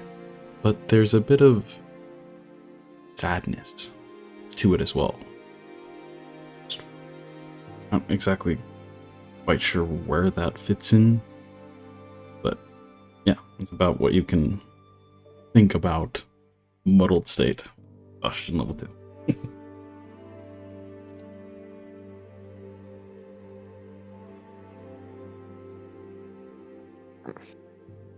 I heard Cordran say that you're very important, Juan. And he's right. I'm honored to be your ally. I'm honored to call you my friend, Maldorwen. Yep, tell you what, he'll start to stand up and set the weapons aside. And he's even pulled the armor off as well, to kind of polish it from the sand and debris that's gotten all up in the crevices. Fancy little sparring match to help tire you out.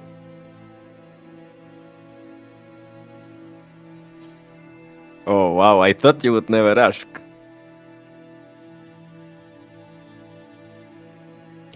Every time that I come to look for you, it seems you're polishing your weapons. My rapier is always ready. Are you? Always. Okay. I think Maldorwen will wait until the moment like thunder roars in the distance to jump like ahead very quickly and close the distance and start the sparring. Okay. We'll just each of you roll a d20, like an attack roll, basically, for this little sparring match.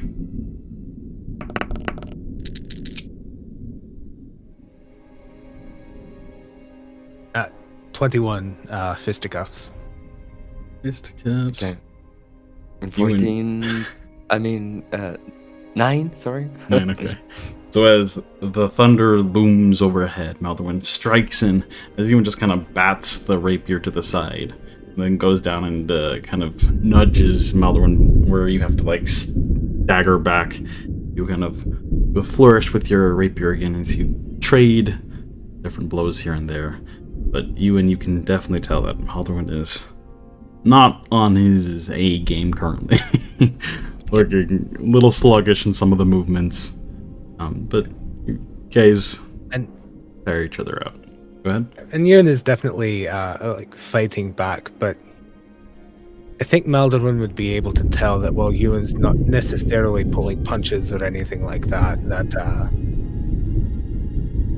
he knows that Maldorwen is tired and can't go at his full abilities. And so Euan is just kind of more stopping the attacks from hitting him to allow Maldorwen to tire himself out and spend the energy that's kind of building up within him from the storm. But still doing it in a sportsman's-like way, not to try to like belittle him or anything. Mm-hmm. Yeah, that's very nice. And I think that Maldorwen would actually, he also wouldn't be like showing his tiredness, at least he would try to push past it. And as they spar, he knows that he's not doing his best fighting, but he will also talk. And it's gonna be just snippets of things that he'll say as they clash. And he'll say you and I are warriors both. And you and I are walking the same path. You heard it. This storm is for us as well. You and I are this storm. And it seems like Rhukkarrak better hold on to itself. Because we will walk the celestial path, Juan. I will walk the celestial path. Did you hear that, brother? Did you hear it? I am the warrior of the skies. I am following the path of Ixalar as well. As he kind of finishes his sparring and is just yelling out into the desert and at the sky.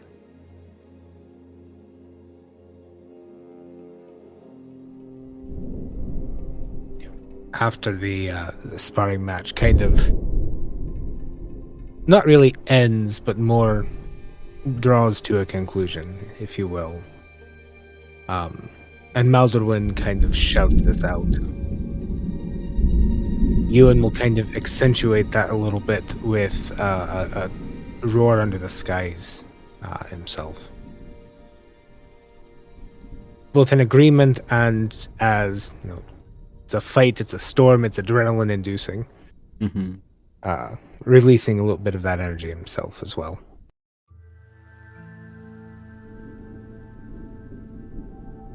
As the guy seems to roar back, arch thunder sweeps through. That was really well timed on the sound cue. Wow.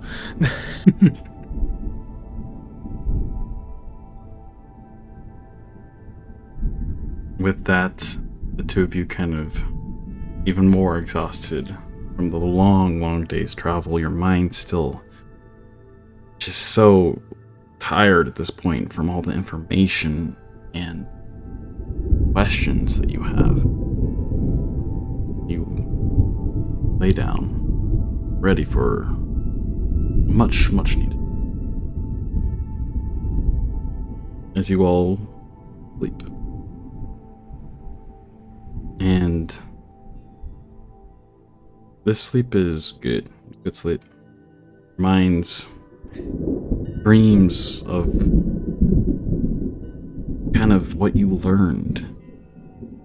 Almost picture what, or imagine what it would be like to walk the skies of Eris in the sky. That could even tell, like, how did people do that? And these kind of questions shape your dreams in different ways. But you all do eventually wake up to more rumblings, and as Alamore is setting, the sky is kind of alight with the warm hues. The clouds almost orange at this point. As you know, Ignisera will be here soon. It'll be very, very hot, very, very soon. And so you on. With that rest, you can remove 1 point of exhaustion, those that have it. Maldorwen, you'll be down back to 1. Asja, you'll be back to 0. For now. As you all... Oh my god, yes. Asja found the perfect rock that just, oh my god, it reminded her of being back at home. Like, oh yeah, this is right. Oh god, yes. Great for lumbar support, that one. And that's what I was about to say. Oh, even the little thing for the back. Oh yeah. As the sand beneath your feet starts to get hotter and hotter, you pick up your campsite, and Euan leads you in the direction of Valtari. There are 10 days until you reach the Grand Elven capital.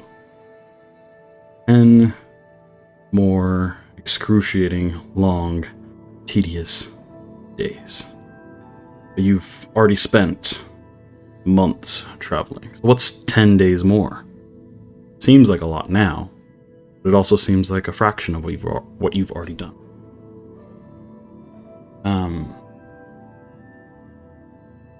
I do want to just kind of bring you all into a little bit of what your characters experience and have been experiencing. Really try to cement the torture, more or less, that walking this long, this arduous task is. And so as you walk, the air itself feels like an oppressor, a constant, suffocating weight pressing against your skin. Everything is dry. Not just the cracked earth beneath your feet, not just the arid wind scraping across your face. You are dry. Your lips, your throat, your skin. It feels like your very essence is being drawn out into the relentless furnace of Embervale. Your skin tightens, straining over sore muscles. You swear it might crack, like the parched earth. You so much as flex the wrong way. Above, the sky is shrouded in thick, unmoving clouds, a dense, gray ceiling that smothers the land below. The heat is omnipresent, pressing in from all sides, sweeping from the very air itself. A warm breeze stirs through the wasteland, but it offers no respite. It is the breath of a burning world, thick, stale, and suffocating, carrying the scent of scorched earth and dust. Instead of cooling you, it clings to your skin like a fever, wrapping around you with an unbearable weight. There is no relief, no moment of coolness, only fire, only thirst, only exhaustion. Maldorwen's water is the only reason you are still standing, the only barrier between survival and collapse. But even that meager salvation is fleeting. The moment the liquid touches your tongue, it is warm, nearly hot, as the heat itself sweeps into your very sustenance. It soothes your throat, but for a heartbeat before your mouth feels like it's filled with molasses, thick and sticky, desperate for another drop. You clutch your water skin tightly, sealing it between gulps, because to leave it open for too long is to let the very air steal it from you. The moisture vanishing as though consumed by unseen, thirsty spirits. Your body fights to cool itself, but sweat is a futile weapon here. It beads for a moment, then is gone, evaporated before it can do its job. Instead of relief, it leaves behind a thin film of salt, stinging against raw skin. The very air steals from you. Your eyes feel as if they might dry out. You blink too slowly, but blinking too fast only makes them ache. Every part of you is being leached away, siphoned into the void of heat and exhaustion. Then, there is the pain. The deep, aching, bone-deep pain of a journey that has lasted too long, stolen too much. At first, it had been sharp, screaming with every step. But now it is numb, a dull, distant sensation, the kind of ache that settles in and makes a home of you, becoming part of your very existence. Muscles are stiff, sore, refusing to loosen.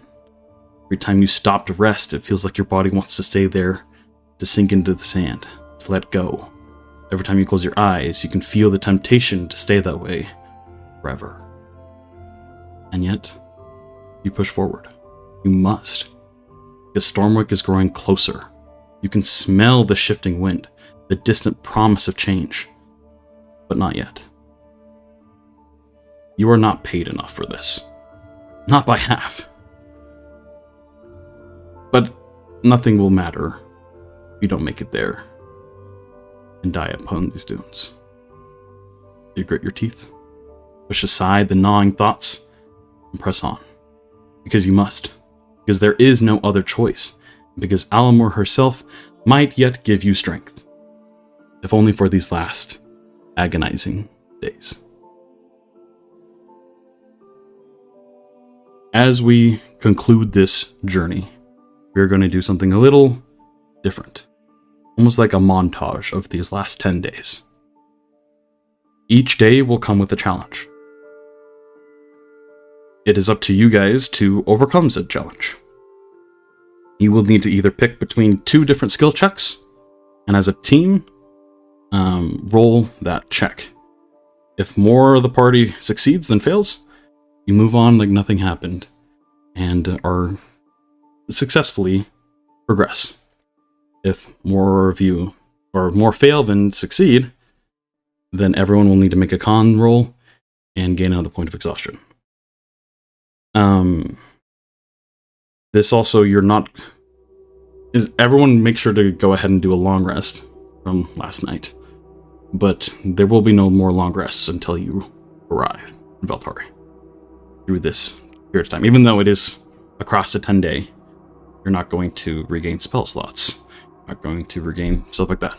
You can use, and I encourage you to be creative with using spells or different things to overcome some of these challenges. But you will have to manage your resources accordingly. Okay. So, day 1. The path ahead is covered in blistering hot rocks, big stony formations that you have to traverse around. You either as a group can do survival or our constitution to push through. So survival to try to find a better way around, or like endurance, just pushing through, which is going to be Constitution. You can also, yet again, I encourage, be creative with how you want to overcome these obstacles.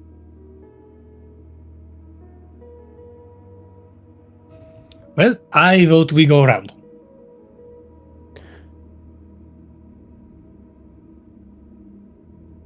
I'm already dying from this heat.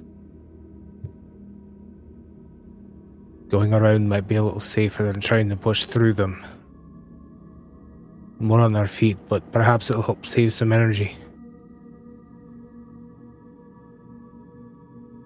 I also think going around would be a good idea. We don't want the Grunthars to get stuck. So. Okay. So if everyone could roll a survival check for me.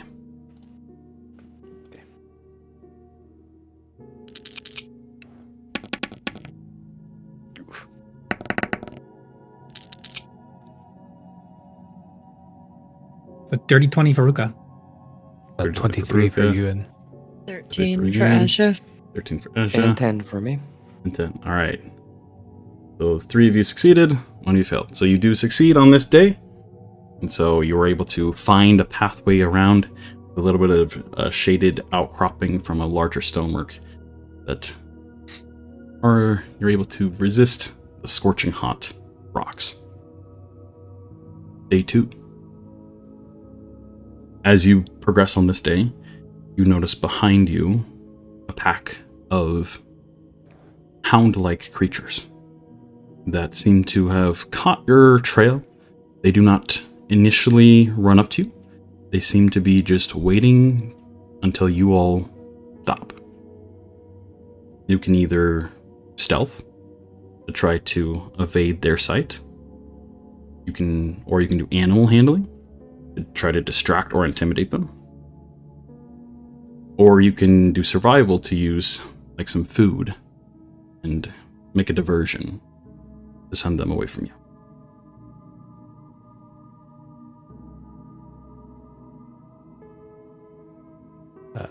Could potentially use Druidcraft in order to cause them to smell something different. Okay. Absolutely. It creates a sensory effect. Right, go ahead. No, I was just gonna say that, like, if you're gonna do that based on smell, I could use Gust to, like, further carry the smell towards them and then away from us. Like, do a little combo together. I like that. Okay, so the two of you go ahead and roll your spellcasting ability with advantage.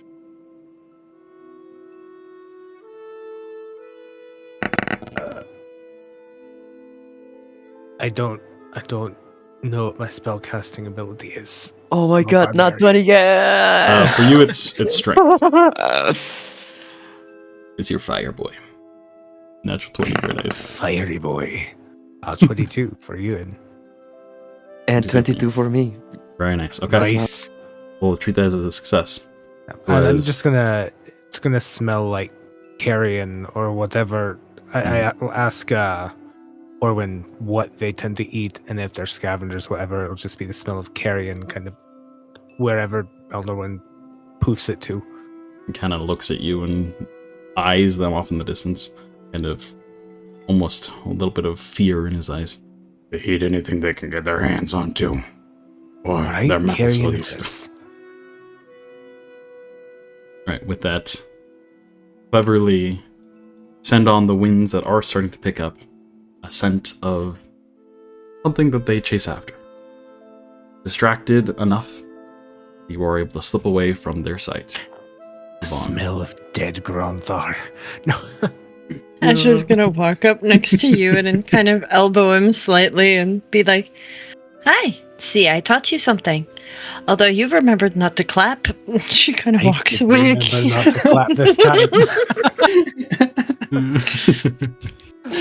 As she goes away, his arms are still long enough. He just kind of gently pats her on the head. It's my first time out. I was excited. And you did very well until that point. I know. Come back to day 3 of this 10-day ending part of our journey. On day 3 here, you all notice that your rations are very, very low. You will eat... Goodness words. You will either need to prepare food somehow. You can either hunt for it. You can... or... like find different root vegetables and whatnot. You can either do a survival or nature check. Well, I'm not too bad at hunting. I don't know this region very well for... as he looks around the desert landscape. Foraging. Plants. I mean, I can always make some berries. It's not much, but it is enough to sustain for the day. Will that last till we get there for the rest of our travel? Well, if it can sustain us for today, then tomorrow on the walk I can also take the knowledge I've gotten on the trek here and try and find us some of the more edible things out here. If we hunt and forage tomorrow, we can use the berries for today. Okay. Just a thought. So with that, I say Euan, with being able to procure the good berries, that will be an automatic success on Euan's part. However, I would like the rest of you to roll either survival or nature checks. As the berries do help, but with how much you guys are walking and burning calories, you want something a bit more than just berries.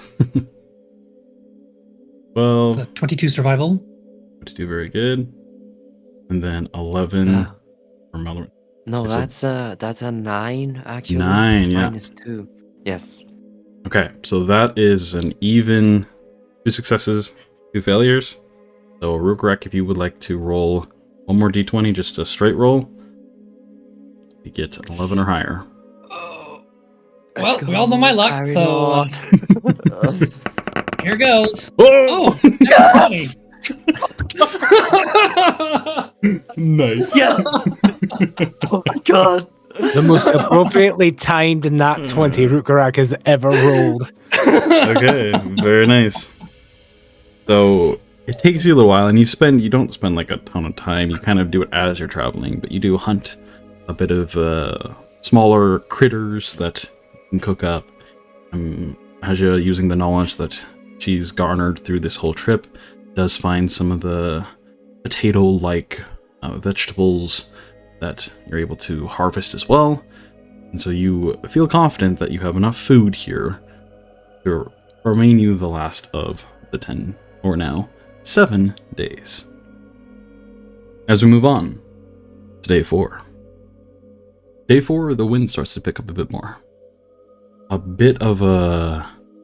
not a full-blown sandstorm, but it's picking up enough that your vision's a little obfuscated, and it just is annoying, more or less. You hear the wind kind of whistling past you in the day. You're traveling across this large expanse, little bits of rocks here and there, but not large buttes like you have seen here and there. At this point as well, you do see briefly on the horizon, kind of very hard to make out due to the winds and the sandstorm currently. You do see what Orwin confirms are the Cinderneck Mountains, the very center of the shifting sand sea, and the home to Valtari. You can barely make out a little glimmer of light of the spires of the Elven capital. It is in sight. But the wind picks up. Kind of batters you. As you continue to trudge along this endless expanse. Is that just the wind? Oh, No. Something is coming. You quickly all look around. A shrill sends shivers down your spine as you look above you, and a large wyvern has decided to prey upon you. I need you all to roll initiative. Dear gods. Before she rolls that die, she just looks up and goes, I hate my life choices. Was that your fault? Was that your natural one, Kyrie? I don't natural 20. Following all of the patterns, Euan is going on a 2. It's all right. And I think it's safe to say that after their fall into the mist and all the danger around here, that Ruka is keeping his shadow armor on at all times.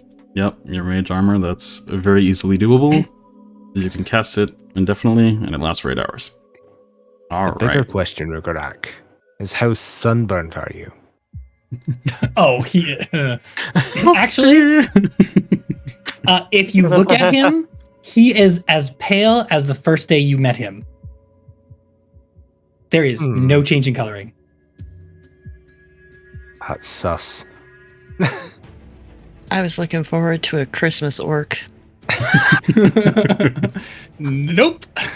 All right. Although he I does, rolled an 8. like, he does look like he is dying, sweating profusely. Like he is absolutely exhausted. He just absolutely hates this heat. So But is he your is uniform red now? he is just as pale as the day. Now, who knows? Who knows? All I mean, right. it's a curse. Probably doesn't follow natural Probably not. 8 But for phenomenon. But Asja. Then for Rhukkarrak. that was a 21. Very nice. Maldorwen. I rolled an 18, so that would be 16, I believe. 16. Yeah. And Euan. 2. Very good. All right, let's go for Cordrin here. Or win. Oh, an extra 20 Cordrin. Wow. And then for the Grandar. And we can't forget our lovely beastie. Are you sure about that? I think we can. Yeah. I think he's just gonna, fly above us and not notice us. No, he definitely notices you. As it barrels towards you. It is currently still roughly 20 feet in the air as it swoops in. As we begin our combat. Here we go. Alright, let me turn down these fog clouds a little bit. The sandstorm's not that brutal. Hard to see. Playing with all these new effects. Down to that.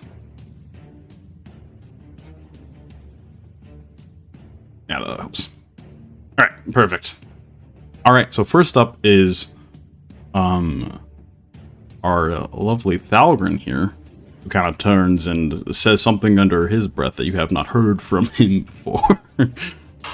And turns and fires out towards it a few of these blasts that he does.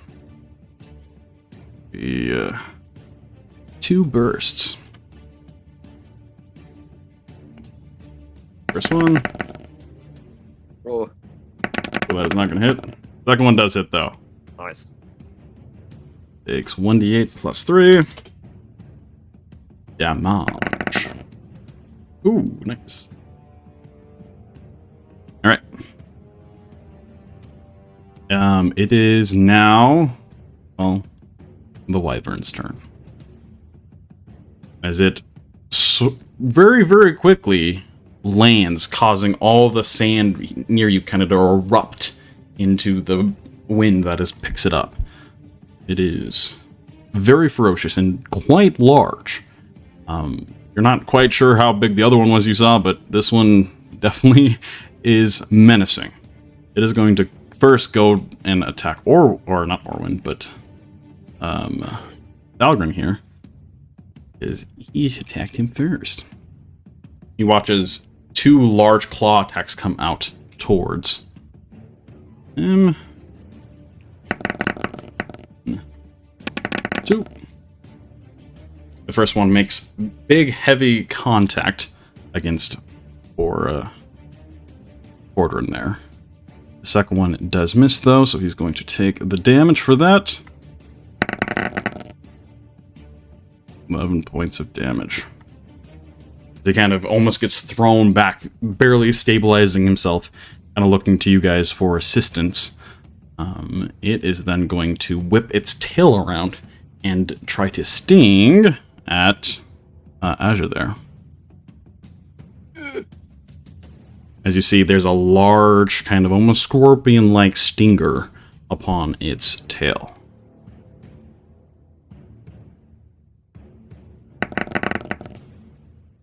That is going to be a 22 to hit. I do believe hits. It hits. Okay. As it's coming down, all people will hear is, "Why always me first?" All right. With that, it is going to do its damage here. Yeah. As you take 12 points of piercing damage, as it jabs into you, and then another 13 points of poison damage, as you feel just this ichor, and it just turns your insides, and you are considered poisoned. Okay. It then unlatches from you, and just lets out a big roar. As it does so, you all see that the winds around it start to pick up quite heavily, other than right about 10 feet within itself. A large space of wind starts to swirl around it like a hurricane. There's your little thing. All right. There. So in this reddish area, the wind is getting very, very strong. It's not as strong in the other area, this little area between them. That is the Wyvern's turn. Rhukkarrak, it is your turn. Darn it, he was just going to shoot him from afar. But with the wind, doesn't look like that's going to be very possible. Okay, well, that's scrapped to previous plan. Then in this case, he is going to be a little reckless. In nice Rhukka faction, he's going to pull out his sword and dagger. Yep.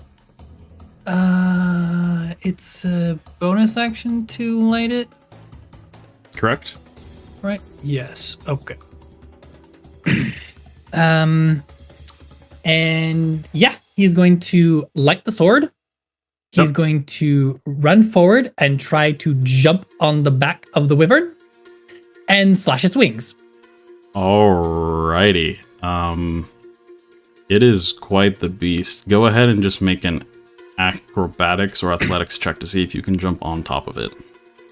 He's going to try and jump off the cart there to get a little more height. Okay, boing, boing. Okay, yeah, you can do that. Said acrobatics? Yep, or athletics. Your choice. Well, I'll take a 27. Ooh, 27 will do it. All right, you are firmly planted on the back of this thing. Go ahead and roll to hit on your slashes. I'll say you can do so at advantage, since your positioning is not so great for it. Excellent. The 16 to hit. 16 does hit. Yes. These things are very menacing, but their scales and whatnot are not super or like super thick.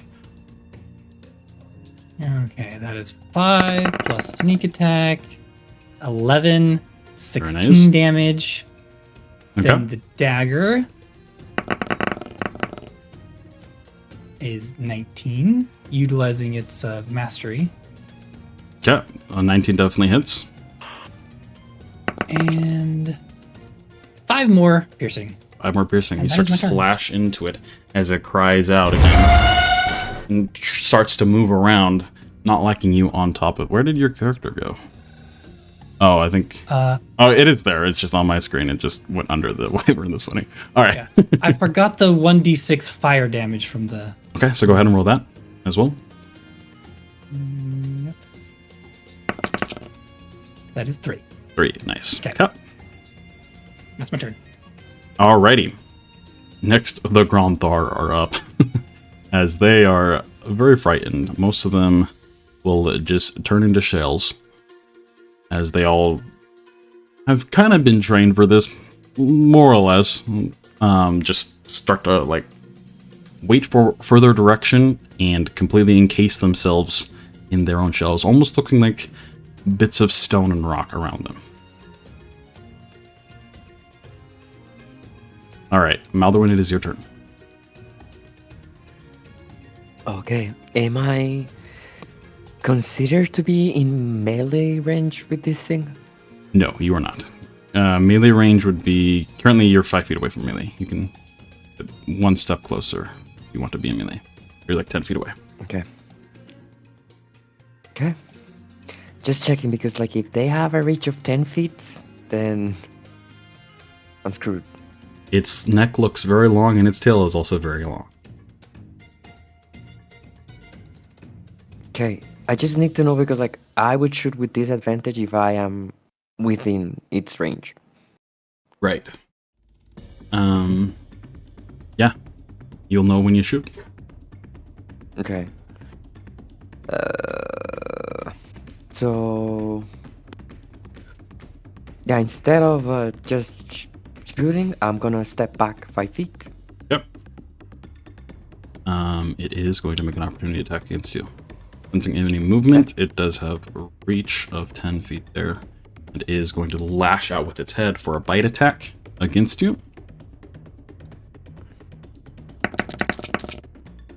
For 16. It just misses. Just misses. You can smell the bit of, like, carrion, almost like what you and Euan did on its breath, as it clamps down just hairs away from you as you back up. It then turns its attention towards other moments here. What else are you doing?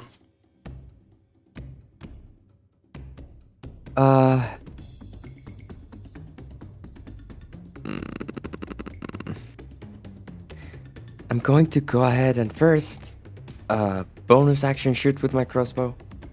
Okay. Let me... oh, yeah, I need to change this. Just a sec. There you go. Okay. Yep, shoot with my crossbow. 13, I don't think that hits. 13 does not hit. No, that misses. And I'm gonna curse under my breath as, like, the bolt is battered away by the wind and it doesn't connect with the wyvern. And as I do so, I just, like, pull the trigger on my crossbow again, but this time it's just like a ray of light that's gonna hit the thing. Okay. As I cast Guiding Bolt at 2nd level Very nice. with my action. Ooh, that's a 12 total then. It is unfortunately gonna It's miss. a 22. 22? Yeah, I'm not gonna spend. Oh, so you're using thing to bump it by 10. Okay, I'm using my absolutely. channel divinity because I need to hit with this. Absolutely, okay. Yeah. For 12 points of radiant damage. 12 points of radiant damage, very nice. Mhm. This And lets then I'm just out gonna, like, another move. cry. Yes, as, like, my ray of light hits them straight on the ass, like their tail, right next to the base of it. And I'm gonna move like 10 feet up, like try to find cover, like in between the Granthar and the sled. Yep. And So that you, will be yeah, my you have turn. some cover there. Very nice. Perfect. Yeah, that's it Okay. for me. Alrighty. Asja, it is your turn. Okay, well, Asja just got the ever-living crap beat out of her. She is near death. She just kind of pulls her hand away and... oh, not good.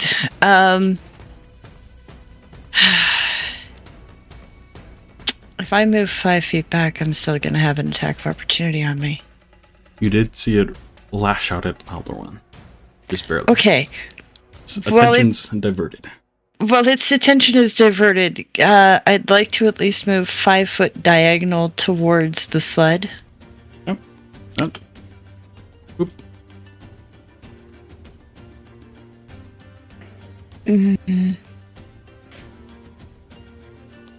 5 more feet down. Sorry. There we go. Now I'm out of it. I just got the ever living, like, went from full to, like, I have very few hit points left. All right. She's just gonna, as she's walking, kind of stumbling backwards, she's gonna be reaching in her bag. She's going to pull out one of the healing potions she has. And as she's doing this, though, she is going to be muttering under her breath. Her hands are going to be moving as she casts the spell that nobody's seen before. And as she pulls her hand away from the wound where the scorpion thing went out, the poison seems to be almost drawn, encased in that, like, shimmering radiant light that she usually produces. And she's going to draw the poison out by using Lesser Restoration. Okay, very nice. And then she's going to drink that health potion. Okay. Bonus action, drink the health potion. 2d4 plus 2. Drink the health potion. 2d4 plus 2, thank you.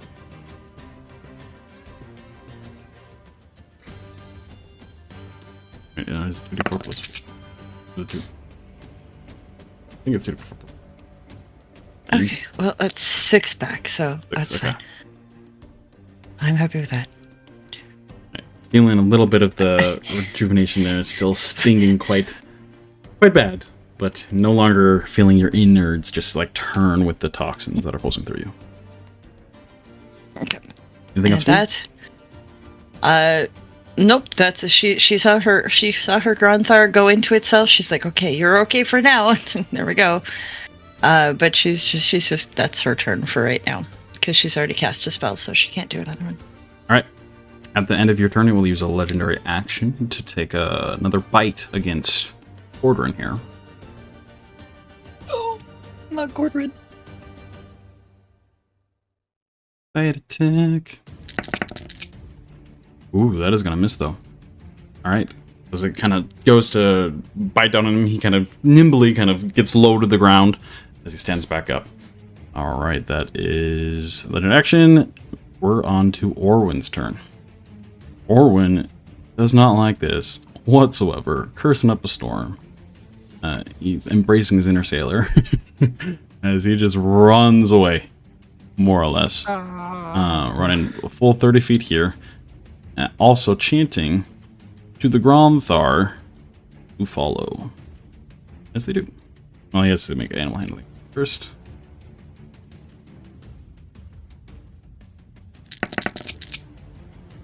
As they don't. They're positioned in their shells, too afraid to move currently. Another curse underneath Orwin's breath. Alright, with that, Euan, it is your turn. This thing has now dropped on top of the party here. Took a bite at Gordrin, and then he watched it pierce Asja with its tail. Reminiscent of the desert crawlers or whatever they were. Being a similar shape, he's going to assume that there's a barb or something in there. He will let out a loud roar as he draws the greatsword this time, and will go into a rage. This time the English is a language that I speak. The branches and brambles and everything that kind of surround him almost look more like petrified wood than burning wood, just because of the sake of the terrain. He is going to run 20 feet towards the thing's tail. Yep. You can get like right on it pretty much. And will attack recklessly. I know I don't need to get advantage on the first one because of the guiding bolt, but it's all the attacks of the round. Okay, so we'll say if you get a natural 20, you will cleave this stinger off. All right, Challenge accepted. Go for it. That's a natural 20. God damn it! Oh my god! Oh my god. What a perfect. All right. Roll your damage there.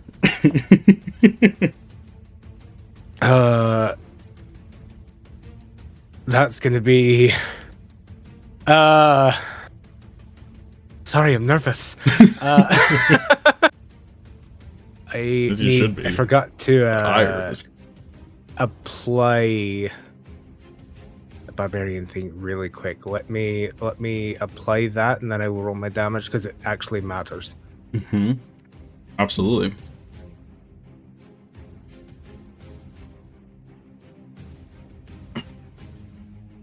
Please let me enter my rage. Thank you very much. So that is 14, a total of 18 points of damage with the greatsword. Very nice. You just bellow out that inner roar, that inner fire, just becoming a furnace as you rush forward, and with a clean swoop as its tail kind of waggles around, still seeing the blood of Asja dripping off of it. You strike with a very clean precision cut, lopping off the end of the stinger there as it falls to the sand. It cries out in anguish, and that it's not happy at all. Yeah. But it no longer has. And Euan will match its roar and shout out to it, "Turn to face me!" and go in for attack number 2. Okay. For an 18 to hit. 18 definitely hits. For a total of 11. 11 more points. Very nice. Anything else for you, Euan? Nope, that's action, bonus action, movement. So that's it for me. Rawr. As it heeds your command like a very well-trained wyvern and goes to eat you. Comes down with its nasty maw, another legendary action here. It rolled a natural 20. Karma! The karma! Oh, no. All right. 25. Ooh. This is gonna be rough. So first off, you take 16 points of piercing damage, reduced to 8, thankfully. Wait, was there? Oh no, that was the. Okay, yeah. So 8 points of piercing damages. Most of the crunch that happens just breaks apart the bark skin kind of that you have going, but you do feel the nasty, gnarly teeth grip into your flesh as well, as it then picks you up in its maw as you were considered grappled. Excellent. All right. I like a challenge. You now move on to Cordrin's turn, who is not having a great day either. Luckily, it didn't bite him. He is going to definitely back away as well. Pull 30 feet up. Oh. There. Boop. And then send another 2 bolts at it. Oh.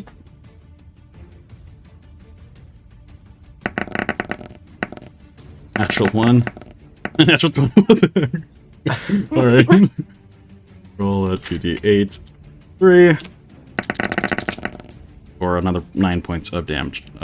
It's this beastie. Alright. With that, we move on to the wyvern's turn.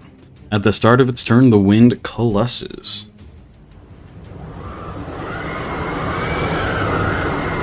As a massive hurricane just rips around this creature. I need everyone to roll a dexterity saving throw. Euan, side, as you are currently grappled by it. Yeah, that is in the range.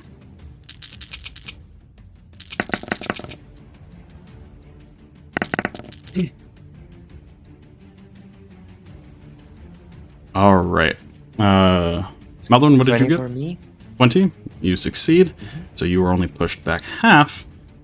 and are not knocked prone, so you get pushed 15 feet back. Whee! Rhukkarrak? 24. 24, very nice. The wind is a little more calm here in where the wyvern is. And so you manage to hold your ground and do not move at all with that success. Asja? Yes. 7. 7, alright. Whee! You get pushed back 30 feet and fall prone. That's fine. Alright, with that... I need to roll for Quartern as well here. Ooh. Whee! Also gets pushed back all the way back there. The Gronthar are going to automatically fail, but they're going to get pushed half back because they're big. The wind can't move them as much.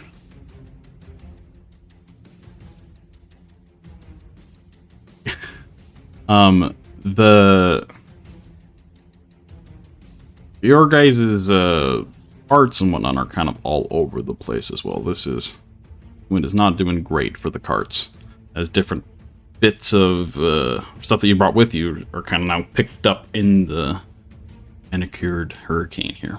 All right, that is the top of its round. It is now its action phase, where it is going to leap into the sky. Rhukkarrak, I need you to roll another acrobatics or athletics check to see if you can hold on as it does so violently. Euan in its mouth. Look like to run out eventually, but... 5, okay. You kind of get flattened onto it, so you're now like almost laying on the back of it, just from the initial force as it leaps into the sky itself. Let's see here. These for now. All right.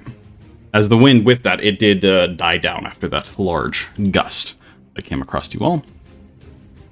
It then will jump 40 feet into the air and more or less throw you, Euan, down at the ground.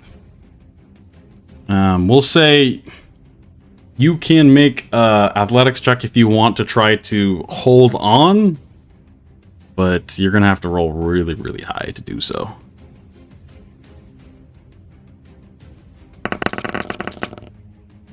Is it 24 high enough? 24 isn't, because it is literally tossing you from the mouth. 25 was the DC on that. And so you go plummeting to the ground 40 feet. Do you have any reactions? I do. Okay. How far away is he from me? Currently 40 feet up. I my ruler here.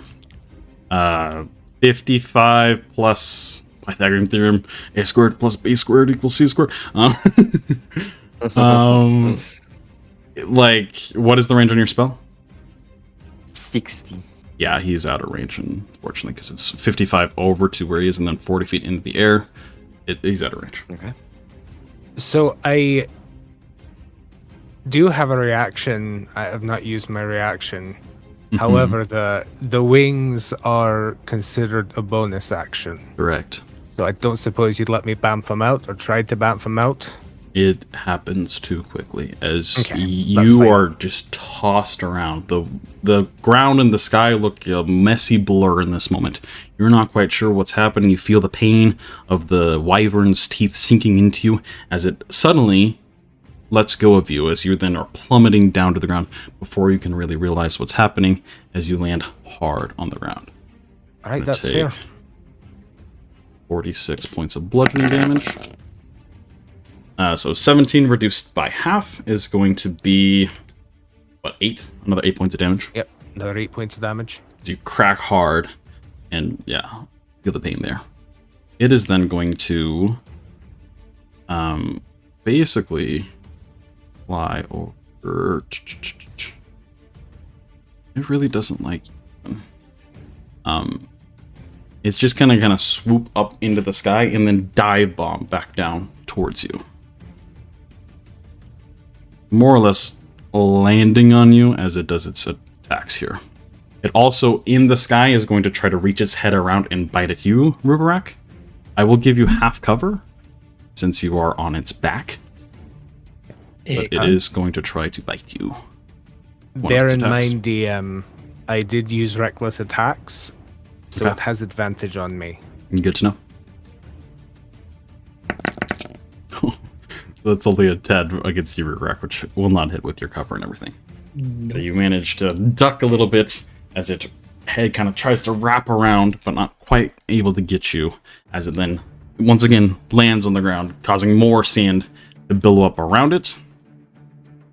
And then it swipes another 2 times at you in here. Its claws. But have advantage because you are, well, prone. Well, yeah, I don't think you would have been able to land. Go ahead and just roll a dex saving throw to see if you land on your feet. But it will yet again need to be a natural 20. Because, like, the likelihood of that is so unlikely. That you land on your feet as it throws you from the sky. Okay. It's an 11. Yeah, you would be knocked prone then. But, I mean, it has advantage you regardless.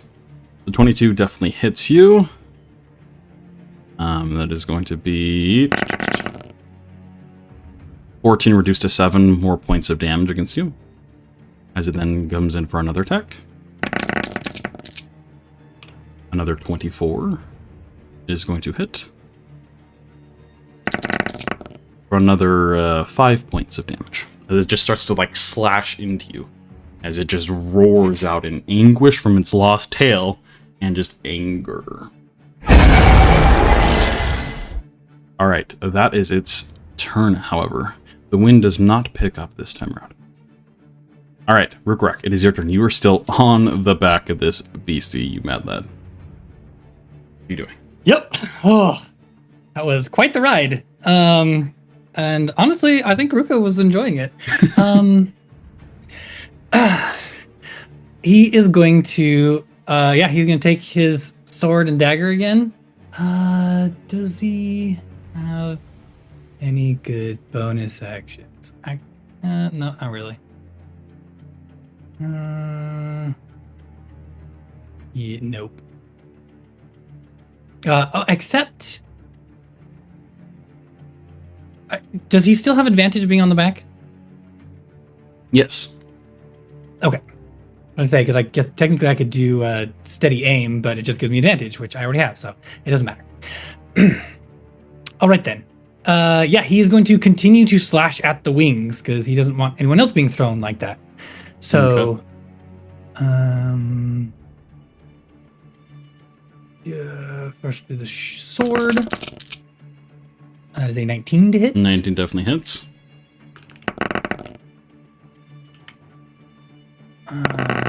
That'd be 6 plus 11 sneak attack plus very nice. Another d6. That's 7 plus fire, which is 3. So it's 17 slashing and 3 fire. And then you can attack with the dagger. Oh, that's supposed to be advantage. 18 does it. Yes. Excellent. I like advantage. And 4 more. 4 more. Very nice. He's definitely looking a little bloodied. It is definitely hurting. Good attacks against it. These stupid leathery wings are a little too thick. All right. Anyway. Anything else for you, Rhukkarrak? All right. The Gronthar continue to be rocks. Maldorwen, it is your turn. What? I am the Gronthar? Okay. Okay. So, I want to try something, but I don't know if you would allow me.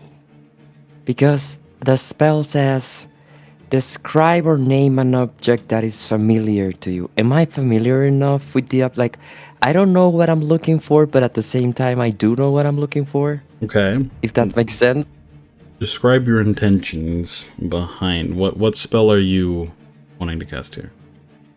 I want to cast Locate Object, and I want to find whatever the fuck we're transporting. I want to know what it is. Yeah, I'll say you're familiar with enough with the crate that it is stored in, that you could find that. Okay, so like seeing the chaos in the battlefield and like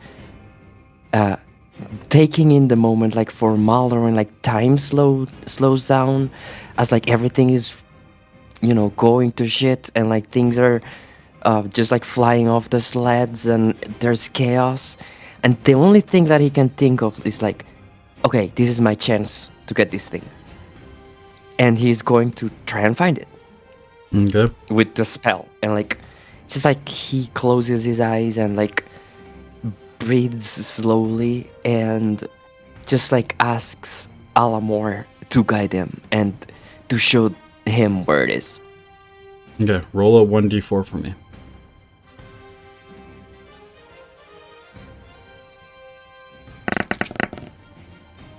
Okay, it is 4?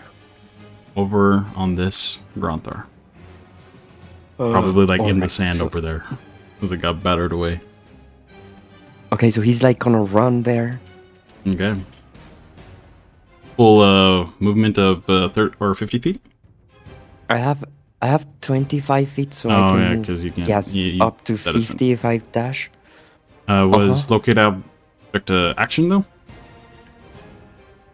Yes, but I can action search run Okay, if I need to. if you want to, absolutely. Would you like to make a wide berth around the wyvern, or do you want to run the straightest route possible? If I have enough movement to a wide berth, yes. I mean, so you're not going to get to it this turn anyways. I know, but yeah, I think that's better. Like Okay. that, what you were. I like what you were putting down there. Okay. Yeah. And as I run, just like, so it doesn't look too suspicious, I'm gonna go ahead and shoot with my crossbow. Okay. With my bonus, like. All right. Yeah. Okay, 19 19 hits. I think it's gonna hit. Yep. For 10 points of damage. Very nice. But I don't think the wyvern is like I think the wyvern is too big for me to push it with my crossbow. It is huge. It Okay. is not pushable. Even though it would be very funny. Yes. It has a little pin on its chest that says "not push." Yeah, that's my turn. It just is it just says push with a big cross through it. All right. Asja, it is your turn. Actually, at the end of your turn, it will use another legendary action here to just carve down into Euan once more. No! It is going to try to bite into Euan. Here. It does still have advantage. So that's 27. I believe that does hit. Yep, that'll hit. Alright, for a total of another 8 points of piercing damage as it then bites into you and lifts you up again. You are grappled once more. Alright, Asja, now it is your turn. You see Euan quite hurting in the maw of this beast. Yeah. Alright. It is a okay.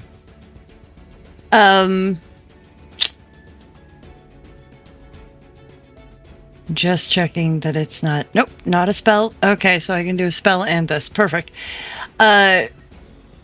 She is 45, if I'm counting the squares correctly. She's 45 from Euan right now. She needs to be at Yep. least 60 feet or closer. Okay. She's basically going to raise a hand, and what people will see in the dust is kind of this bright light kind of starting to coalesce and then snake along the sands towards Euan, as if her own life is going out of her, as she is going to expend because she can't tell how damaged, but she hit herself and goes, tough, but that hurts. I'm going to expend 3 of my healing light and For 3d6. for 3d6 Very of nice. healing. So, oh shoot! Give me a second. Here comes the other two. Okay, so you're gonna get 8 points back. That Very helps. nice. Yeah. As the clouds part for just a brief moment, as Alamor shines out on Asja, as she beckons the life energy to imbue Euan with some hopeful recovery. Very nice. Anything else for you? Yes, and then as her You are action. currently still prone as well. Oh, right. She gets up, Okay. Hands up. Da-da. Very nice. stands up, bing. And then as her action, again with the hand already outstretched, she is going to cast Eldritch Blast. So two of her little light beamy things will come towards, I guess, the head of the wyvern. Okay. Absolutely. The first one is a 17, Definitely hits. and the second one is a 14. All right. Both of those do hit. Oh, wow. For 9 points of damage total. Very nice. Get battered away and kind of cries. It's a little muffled with Euan in its jaws. Yeah, so it's 9 points of force damage, if that matters. Yep. But there we go. Very nice. Anything else? No. Okay. I think the only other thing, she kind of like leans down on her knees going, oh, life choices, life choices, life choices. All right. Orwin will call out to the Gronthar once more here, trying to reach them. Okay, 13. As this one I'll say is too far away, but this one pokes its head out and starts to quickly shamble over to Orwin there. Movement. Whoop.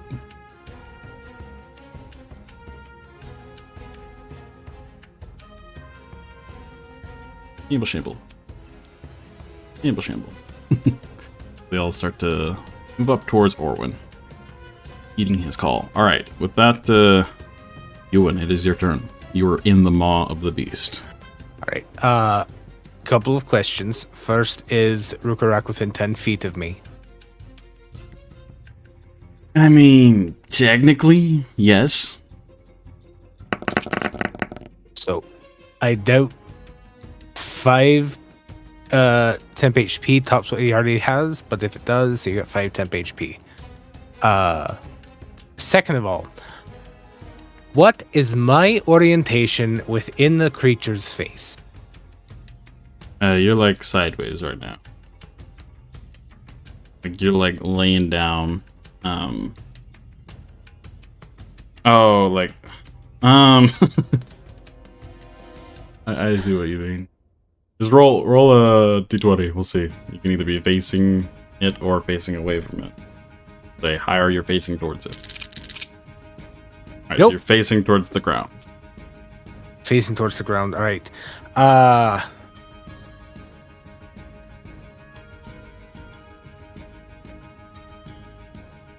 Yeah, I think.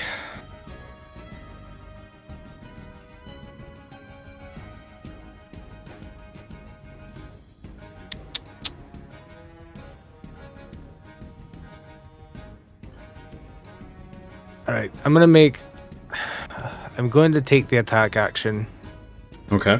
regardless of what happens here. So I'll roll the first attack, and I will attack recklessly. So with that, I will give you just a normal roll then, because you would have disadvantage. Yeah. 24 hits. That's a 24 to hit. For a total of 18. 18 damage. Very nice. Yep. And as the great sword kind of slashes across whatever part of it I can reach, and it's kind of reeling from that, I will turn my head towards it and I will blast it with fire. Okay. But I don't want to hit Rhukkarrak, so we'll say I will use the line of flame since it's a little bit easier to avoid him. In that case. Okay. So it needs to make a dexterity saving throw. Yep. Only a 12. So that's a total of 11 points of fire damage as I breathe fire on it. And as I do, kind of from the back of his back, more of those branches and brambles kind of spring outwards from the bark skin that he has. And the wings will appear on his back. And that's bonus action. Okay. It is very angry as you like blast its wing with that flames. It kind of roars out in anguish. As a legendary action at the end of your turn here, it will once again leap up into the air using half its movement. While its tail whips around. No longer able to sting, but still can try to give Rhukkarrak a good whipping. Rhukkarrak, go ahead and just roll acrobatics for me to see if you... Or athletics to see if you can hold on as it jumps again. Or jumps into this guy. That's a dirty 20. Dirty 20 will do it. You hold on, but it is going to try to attack you with its tail now. Let's see... not get... I'll just manually roll because it does not get this poison damage, and also say it will give less on the bonus to hit. It's used to having a big old stinger on the end of that. Right. 15? I don't think that'll do it. 15 does not do it. Alrighty. An AC of 17. Kind of whips as you feel the air kind of whistle past you, but does not make any contact. Is then going to jump up into the sky 30 feet and a little bit over this way. Holding Euan in its mouth still. Whoop, hello. Yep. And then Rhukkarrak still on top. Oh.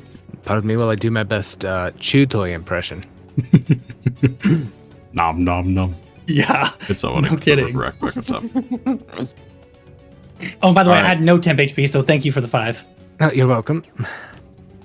Alright, with that is its legendary action done. We move on to Cordrin, who moves a little bit closer here. And then shoots it once more.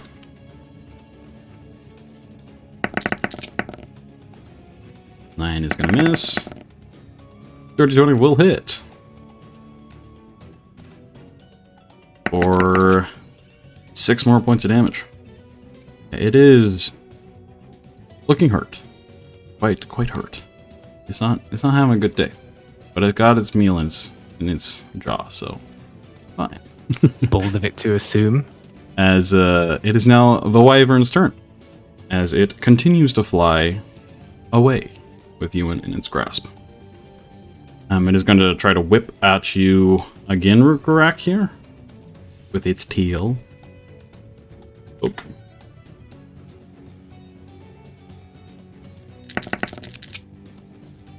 That's only a 7. That definitely does not hit. Yeah. But it gets to move a full 80 feet away here. As it does so, it does like a corkscrew in the sky to try to shake you off even more. Rhukkarrak, go ahead and make another. This is going to be just pure acrobatics, athletics, because you are now just having to hold on. Gotta like use your core. And your this is where forearms. the luck runs out. Oh, I got Currently plus 40 feet 0. in the air.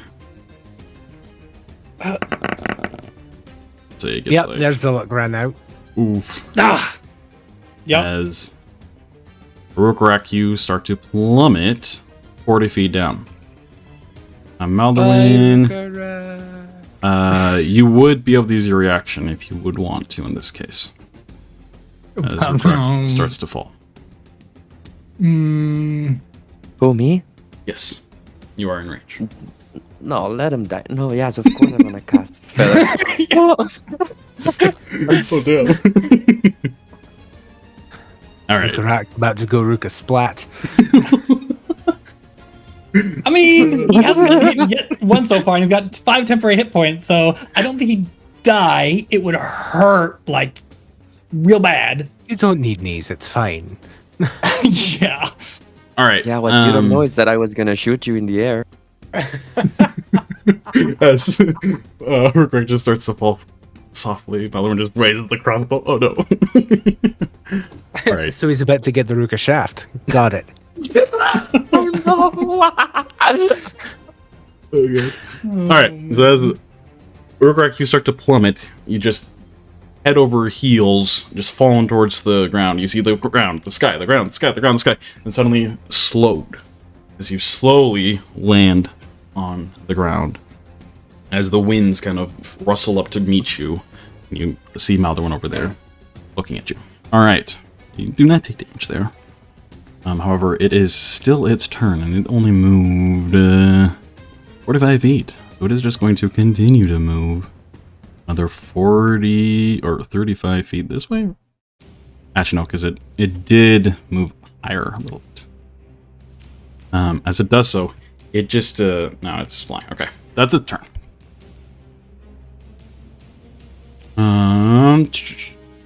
I will say at the end of its turn, the wind does start to pick up once more. Come on. That. Oh, nope. That. And that. There we go. Okay. Rhukkarrak, it is your turn. Well, seeing other people being able to shoot through this wind, he is not going to give up on shooting this time. He's going to drop his dagger and sword and grab his bow. Okay. He will steady aim and shoot. Okay.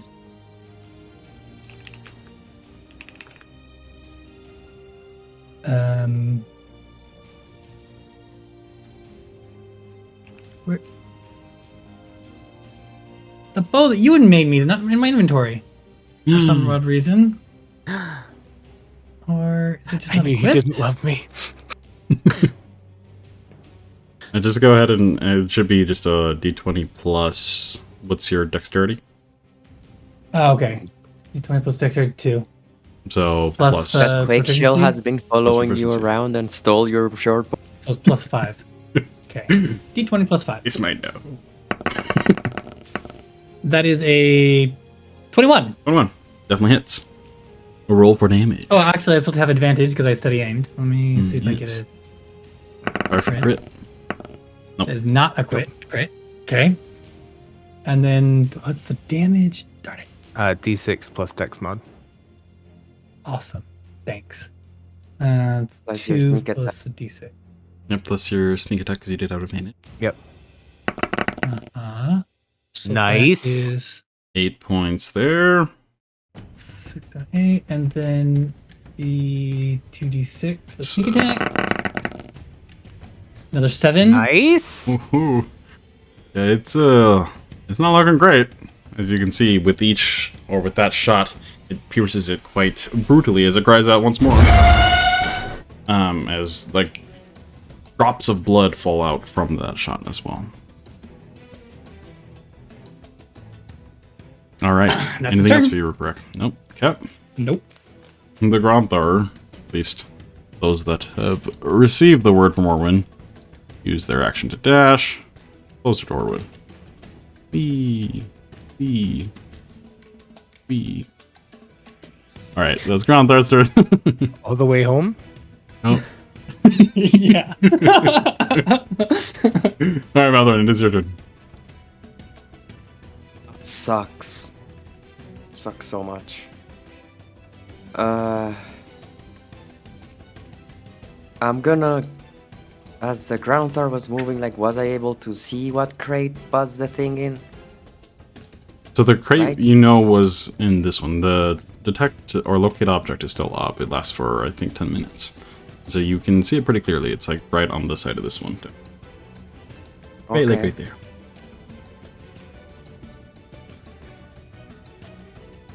Okay, so I'm gonna move as close as I can to that Gronthar and Rhukkarrak. Yep. With 25 feet. 25. You can get Yes. like right there. For now. Oop. And I'm gonna like try and catch Rhukkarrak's attention and say, Rhukkarrak is in that box, that one. And I'm gonna shoot at the box with my crossbow. Like I want to mark the box with my bolt. Okay. So can I do that like with my bonus action attack? Yeah, absolutely. Go ahead and roll to attack. Okay. Okay, dirty 20. Dirty 20 definitely hits.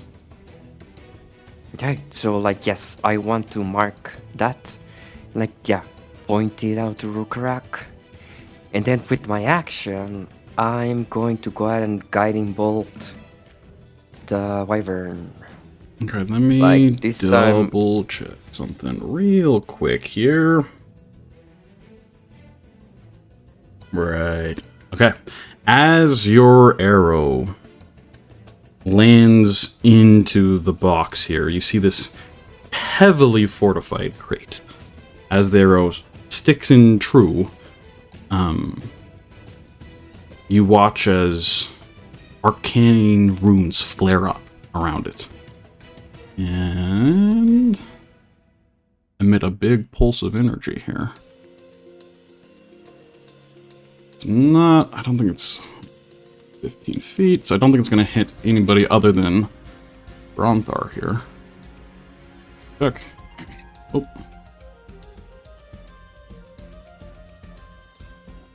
Yeah, barely was Rhukkarrak. Alright. So as this big, like, it's not an explosion like the fireball was. It's more just unleashed pure, like, arcane power that just detonates in that area. This Gronthar is going to need to make a saving throw. It's actually shelled right now, so it has disadvantage. It did great. Excellent. What? It just remains shelled, and luckily it has resistance to damage. However, it is still going to take a heaping amount of damage here. I mean, we needed supplies and 20 points of damage. Where did the... There we go. As you see, the rest of that part is just, like, blown to smithereens. Like, this teal blue light just emanates for a moment and just expands and bursts from the actual box there. As the poor Gronthar just in the shell just gets shoved out to the side. Luckily, it is still in its shell, so it does take half that damage. As it wails from the inside, though, as the rest of that card is just, yeah, exploded. Bits of rations and whatnot just kind of fall into the sand. Luckily, you guys aren't caught up in that. Alright, what else would you like to do with your turn, Maldorwen? Guiding bolt? The wyvern? yes. Ruka just gives you a glare and was like, "Are you kidding me? You and your getting eaten right now?" Oh my good. Okay, yeah, that hits with lots of damage. As it just lets out one other cry. As it continues to fly away. It is very, very hard. Okay. And that's it for like I want to start looking at the rob, like is the crate still there? Yeah, like I want to see as the kind of energy starts to dissipate after you let off your guiding bolt. You look back and the crate is standing there, a pretty large crater around it, but perfectly intact. Your arrow is no longer there as it is eviscerated. You can see the little dent that the arrow made, though. Anything else for you?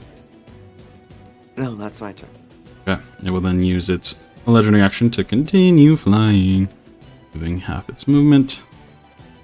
further away. Whee. Practically off the map. Euan is off the map. He gone. Goodbye, everyone. Where did the wyvern go? Oh, there it is. Weird. Alright. With that, Asja, it is your turn. Okay.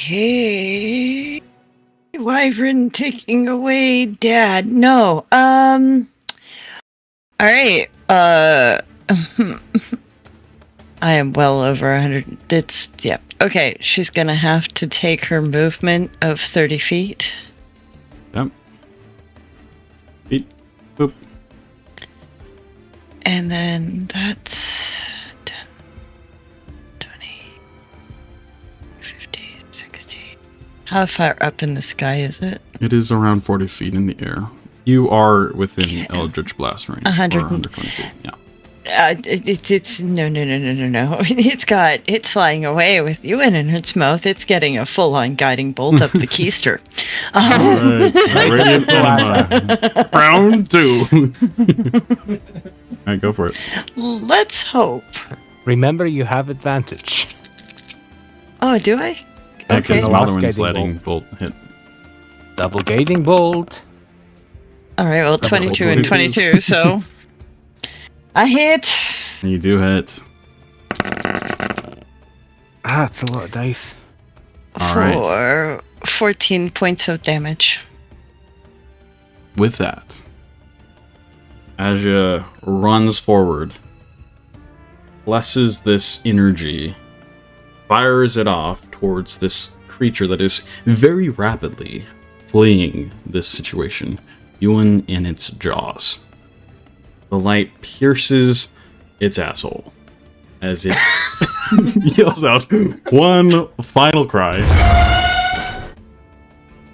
and starts to fall down to the sand. Its mouth goes limp. Euan, you are able to easily break free from its jaws at this point. Wings in tow, you yourself catch before you land hard once more, as the wyvern makes a loud, audible thud into the sand. Dead. The winds then start to disapparate. The creature that was controlling them no longer living. Is there anything else anyone would like to do in this combat scenario? No, just as Euan hits lands on the ground, although the impact doesn't hurt him, he will drop his rage, which means that as he lands, the bark skin will kind of just crack and crumble back into sand. And he's no longer raging, and you don't have to worry about losing your temp HP because you already did that, so. Alright. Maldorwen, anything you would like to do in specific? Just looking at Orwin and the other, like at Cordran and at the box and at Rhukkarrak, but he will say nothing. Okay. So then we move away from the combat scene there. The corpse of a massive, gnarly beast right underneath, right by Euan. What are you all doing?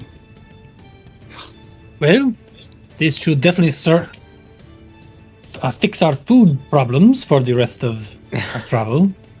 Though, as he looks at the blasted cart, we may not be able to carry all of it. I really need to stop getting myself into situations like this. Oh, goodness. Is there anything worth harvesting?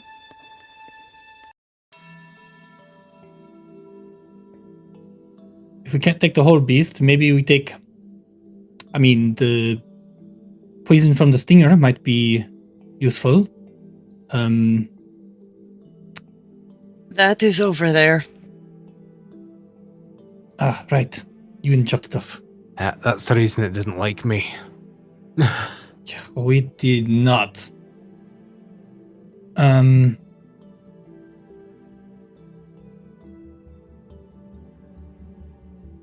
Yeah. And then I did the thing breathe fire? No, that was me. No. Okay. Then I don't think there might be some sort of energy sac to control the wind. Might be useful, but I don't think we have a way to preserve it. Yeah, get the poison, put it in a bottle. We have one other problem. She's gonna kind of start moving her way towards the crater. The crate and Tholga. That's a problem. And she's gonna go, it's okay, sweetie, the problem is gone. It's okay, come out. Go ahead and just make an animal handling check. With advantage. Yeah, you do have advantage. Oh no, she had training. Natural 20. Excellent. Who cares about advantage? I know. You guys say your dice roll bad. My God. Perhaps my strongly worded message to our dice roller today made a difference. Alright. It takes a minute. This Granthar is shocked. But slowly but surely, little head pops out as you comfort the turtle-like creature. And slowly it reopens. But you can see it's pretty damaged. That ditto number on it for sure. Well, she's gonna kind of kneel down and start kind of stroking at Tholga's head, and at the same time put her own hand on her chest. And first she's going to expend one of her last healing lights on Tholga, and the second one she'll expend on herself, so they'll get healed together. Let's put it that way. Go. So, Mutual healing. Alright. My little baby gets 4. Very nice. And I get 1. That's okay. That's okay, as long as my baby gets more than I do, I'm okay. As she kind of nuzzles into your warm embrace. Feeling a little better. Ruka, if you would like to try to scavenge, you can make a survival check to do what you can scavenge from the wyvern. Orwin kind of greets you guys again, kind of moving with the Granthar behind him. Boys.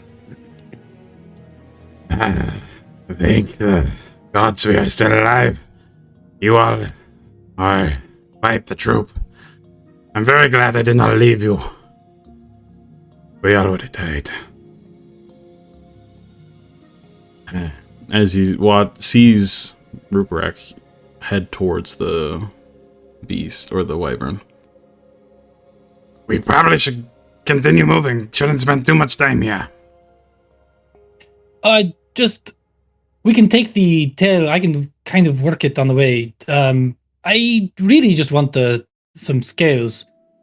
My new clothes need a little bit of bling. Alright, be quick about it. You rolled a 17? Very nice. Okay, so quickly you gather some of the larger scales, you kind of peel them off.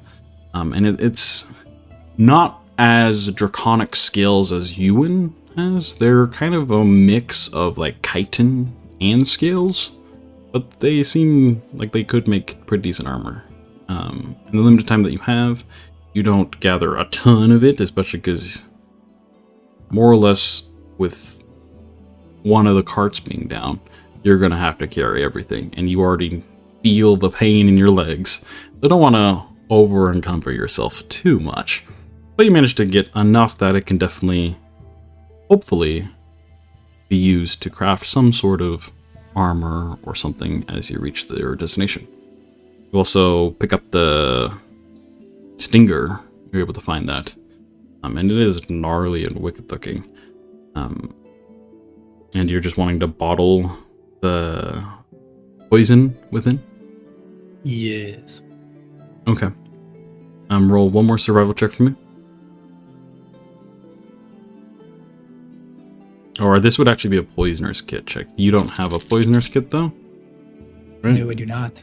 Are you're proficient in it, Nor though, right? am I proficient in it. Alright, so yeah, you have disadvantage on this roll then. Okay.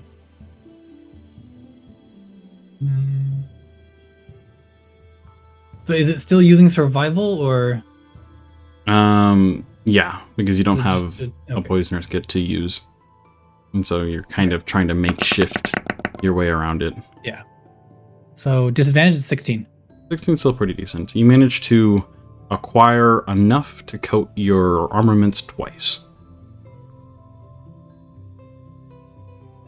But it's a pretty, like, you waste a decent amount, like, as you carve into actually to the gland that produces this toxin, this poison. A lot of it is like drips off to the side, and it's already kind of slick with more or less Asja's blood, and it's hard to acquire anyways. You don't have the correct tools to do so, but you do manage to acquire some of it, so you can write that down. Bottle of, As long as he doesn't end up poisoning himself in the process, that he's happy. just get some on your hand. Just lick that off. Oh crap! As Orwin is, turning to walk away, I was just gonna kind of, Orwin, we have one other problem. Something hit the, I don't know, something, well, Tholga's cart is gone. And whatever that is now just there. Must have got jostled with that large wind. Well, unfortunately, poor little Tholga got whatever happened to her. Well, the big boop. You can see he kind of winces as he looks and tries to comfort Thogla as well. Well, let's try to fit it on another card then. Asja will then help play cart Tetris as she also tries to get Tholga to move over to the other Grantars. I wanna approach Euan and I'm gonna cast Cure Wounds on him Okay. for 11. Yeah. And Thank you for that. How is he looking? Like,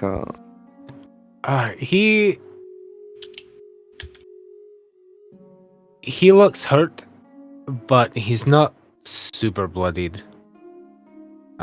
There's definitely a lot of large bleeding puncture marks.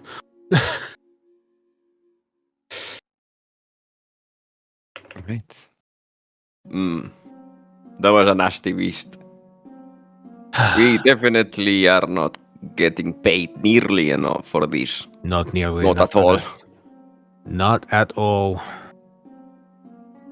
The sooner we get to Valtari, and I can rest in an actual bed and take a bath to soothe these muscles, I will be in a much better place. If your wounds haven't closed by night, you're still feeling pain, come by and I'll make sure you can rest easy. I can heal you more. That's much appreciated, Maldorwen. He'll kind of look around and take stock.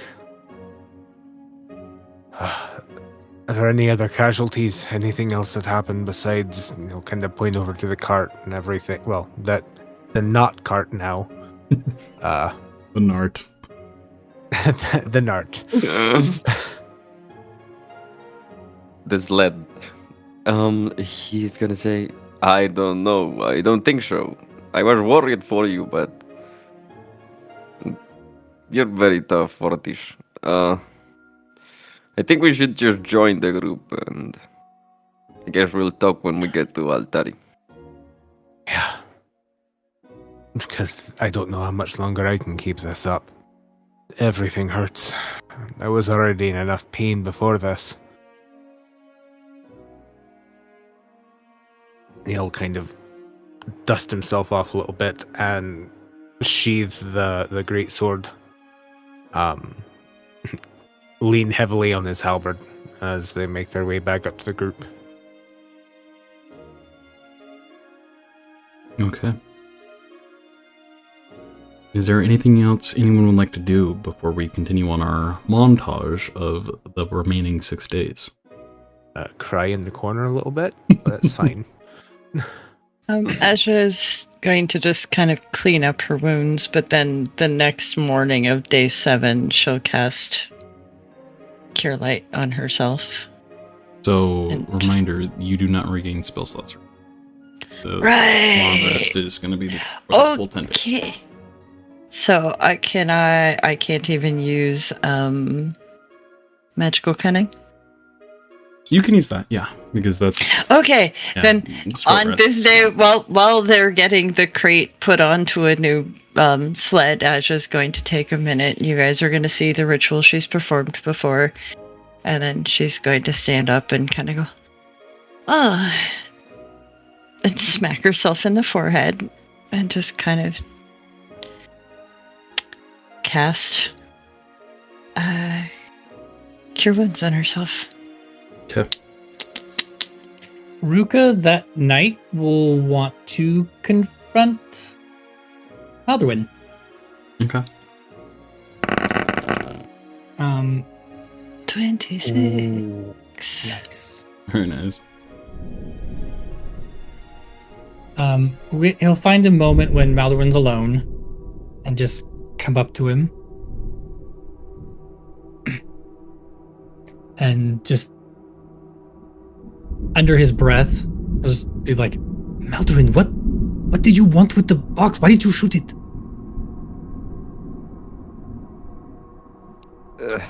I didn't know that was gonna happen, but I wanted to mark it for you, so in the midst of everything that was going on, maybe you were able to open it and take what is inside.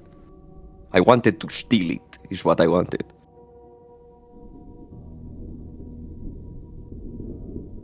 I'm assuming it's for compensation for this horrific job. Yes. I don't trust whatever Aeon is up to, or like, what can be in there that's worth this torture? I don't know why we accepted. We were very naive, but I want to make it up somehow. I just didn't know it would happen. I didn't know it had protection like that. I'm glad I know now, but that's the thing. I'm sorry, Rhukkarrak. Well,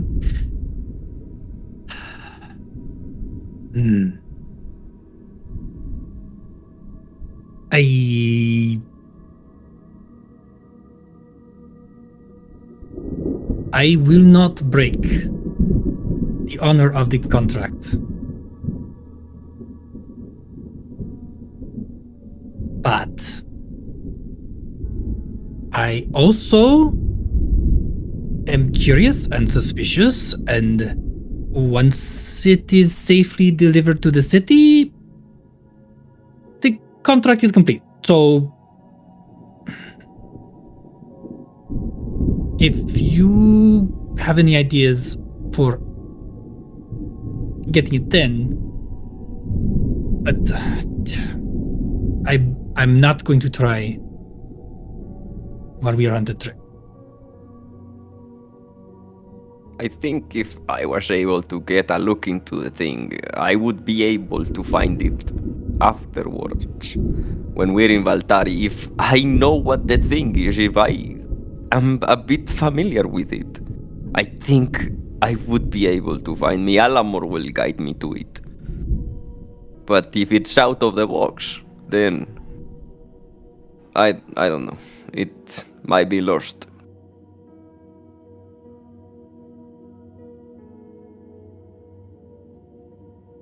No, I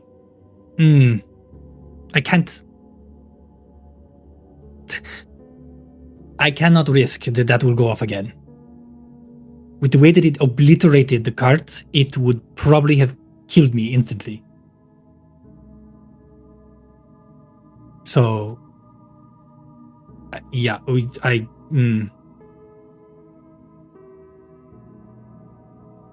Well, if you maybe come up with a plan, let me know. You know where I stand on this and how I feel. I don't know if it's the best idea to tell Asja and the others, but this is what I feel is right.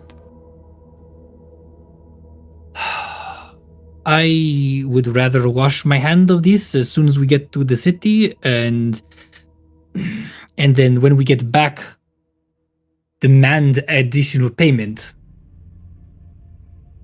But I don't know. If you come up with a idea,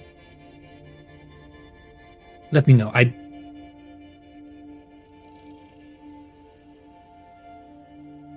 don't know. I don't know. We'll see. I'm not going to try anything myself. Unless someone can come up with a great plan. Anyway. We should get some rest. It's going to be we still have such a long way to go. Anyway, good night. Good night, Rhukkarrak.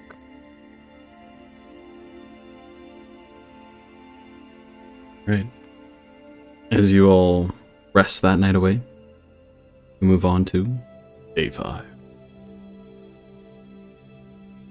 Upon day 5's journeys, you come across a large crack in the earth, big ravine.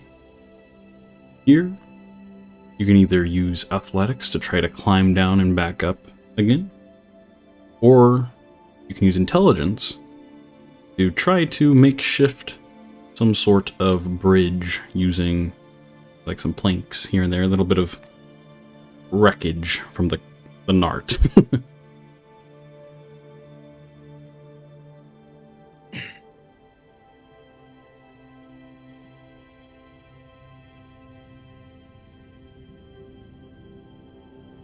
How big across is the ravine? It's not super large, just enough that it is in the way.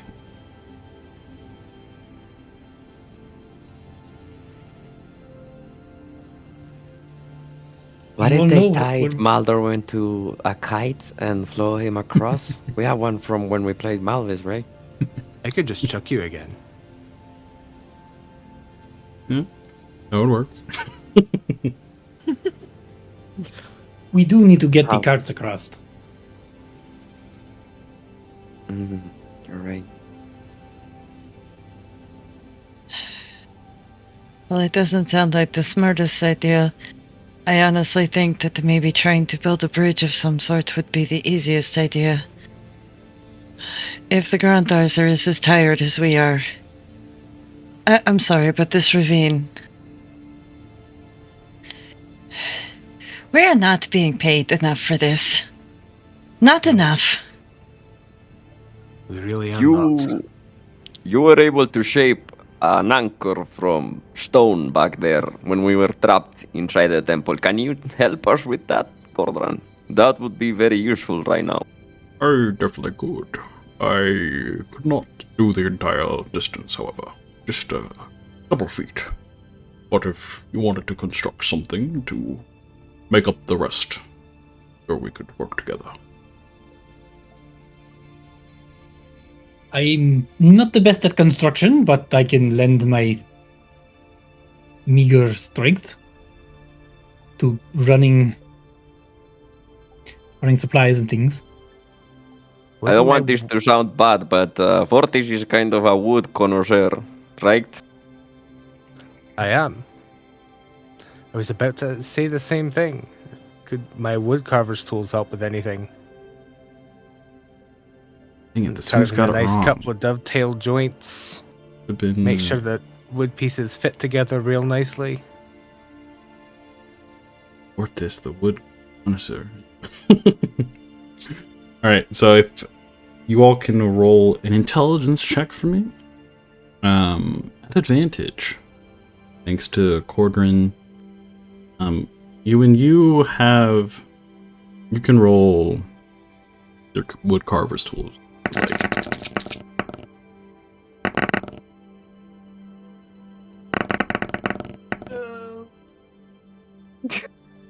Bridge check. Bridge check. Intelligence. Oh, just flat intelligence. Got it. Yep. I forget how to roll the woodcarver's tools. So it's just going to be your proficiency, or a d20 plus your proficiency plus your intelligence modifier. You basically just get your proficiency bonus. You're proficient with the woodcarvers. Right.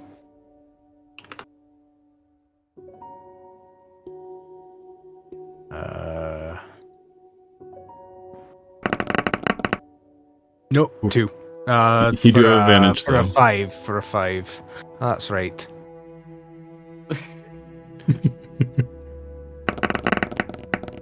How much better? 7. Oh my god. Look, I'm used to working with smaller things, not like lumber. Ruka, you didn't roll. Did you roll twice? Oh no. I'm pretty sure I rolled at advantage. Okay. So what was your total? It was 8. 8. Okay. Or did I not roll twice? I'm pretty sure I clicked advantage. All right. So we'll just take the 8 then. The 2 failures. I think. Asja, what did you roll? 20. What is this? Maldorwen rolled a. I rolled a 30-20. Yeah. Right? So we're tied once again. All right, Maldorwen, you now roll the d20 to decide it all. Okay. What? You could do it. We have faith in you. Ooh. Oh, I can't. The I got bridge- my epic nat 20 earlier, so I'm not going to get anything the rest of the game. It's fine.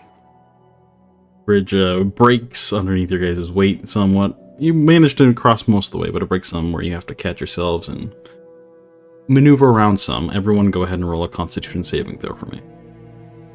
God, not again. Well, there you go. Okay, 33.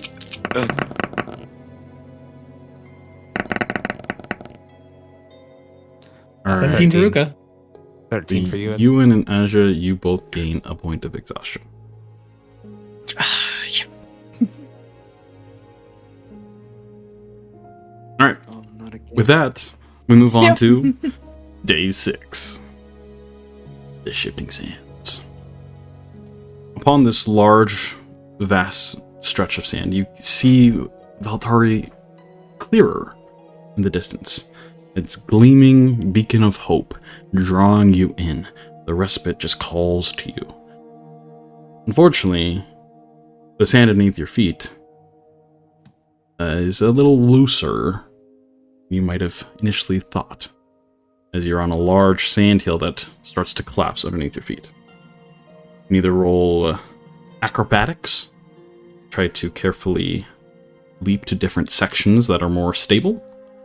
You can roll survival to find a more safer, more compact pathway outside of this loose sand, or a strength check to just persevere on through the shifting sand. 15 strength for you. 15 for Euan. Can we roll different, or is it everyone has to roll the same check? In this, you can decide what you want to do, because you're all kind of moving through it. You don't have to 15 for me. necessarily. Nope, that's right. Exhaustion, it's a 13 for you. 13 strength, Or- right? Right. Fail. Rukkarrak's 11 is also a fail. Maldorwen succeeds. Asja, you rolled a dex for 14. That is the DC.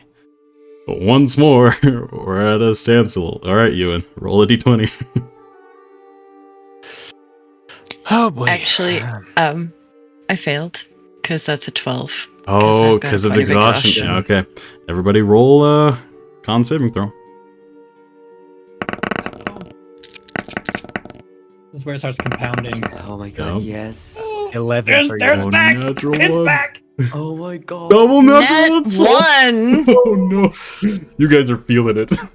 Valtari is too far away still. Alright, so Asja, Euan lays Rhukkarrak, down and dies. Yuan gain another point of exhaustion. Putting Yuan and Asja at 2, Rhukkarrak at 1. Yep. Other one's still at 1. Alright, God, no.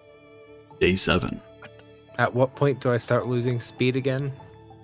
Instantly. Every point. You already Yeah. start losing speed. Yeah, Yeah. so just to, because It's we 5 are feet per quite, level. heavily playing with exhaustion currently. Every level exhaustion compounds. You lose 5 feet every level, and then every level you lose 2 to each dice, each d20 test. So if you Got have 3 points of exhaustion, you minus 6 to every roll you make. That's a d20. All right. And then you'd be minus 15 feet. But we're on day 7.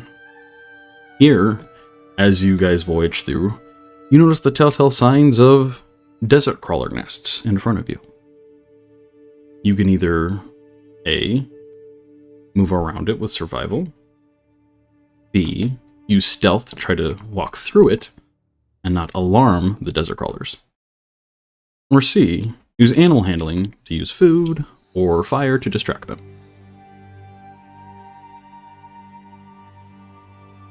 This one you will need to agree on as a group, as you all are doing it together. Well, I know that I'm great at stealth, but not everyone here is. No. That would be bad. So it's stealth, survival, or Animal handling. animal handling? Yep. And yet again, you can also be creative and come up with your own way around it if you would like. But you would have I do have Druidcraft still, and I do have Produce Flame. Mm-hmm.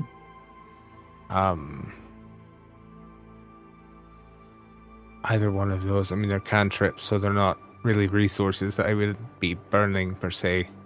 Right.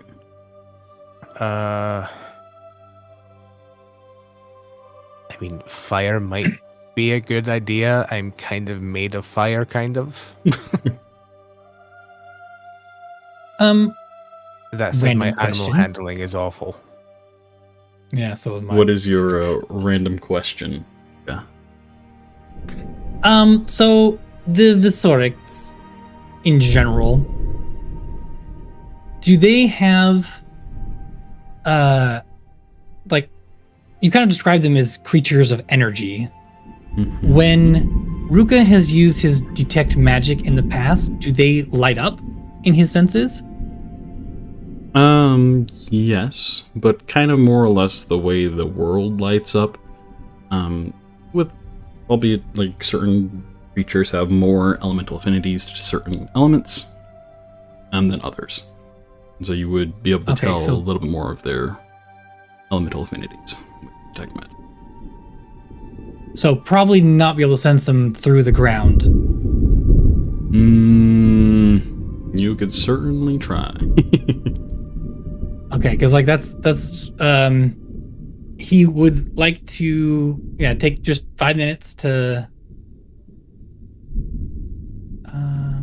actually. Also, he has pack spells. Are those coming back after each encounter or not? No, just because of the nature of this, I want you guys to think about your resources and how to use them. Totally fair. So yeah, then he will take the time, just with the exhaustion. He doesn't know if he can spend the energy. He'll take the time, if they can, to ritually cast detect magic to try and help point out where they are. I say with if you guys do stealth, then with that, you guys would have an advantage, as you would be able to avoid more thoroughly the creatures. I would say that's good. Let's go with that. Are you sure? Okay. mean, I don't think that any of the options we have right now are great options, just all things considered. And our party's strengths and weaknesses. Okay. All right. I think And it's as Ruk- good as any. Is Asja's gonna work with Orwin to help get the Granthars stealthily through. Yep. Anybody have pass without a trace? We're gonna tie little bandanas around their eyes. They'll have different colors, you know. Tie little shields. Bump into a rock. Bonk. Ah, that's right. We're missing the sensei rat. I forgot. Sorry. All right. So everyone roll a stealth check with advantage.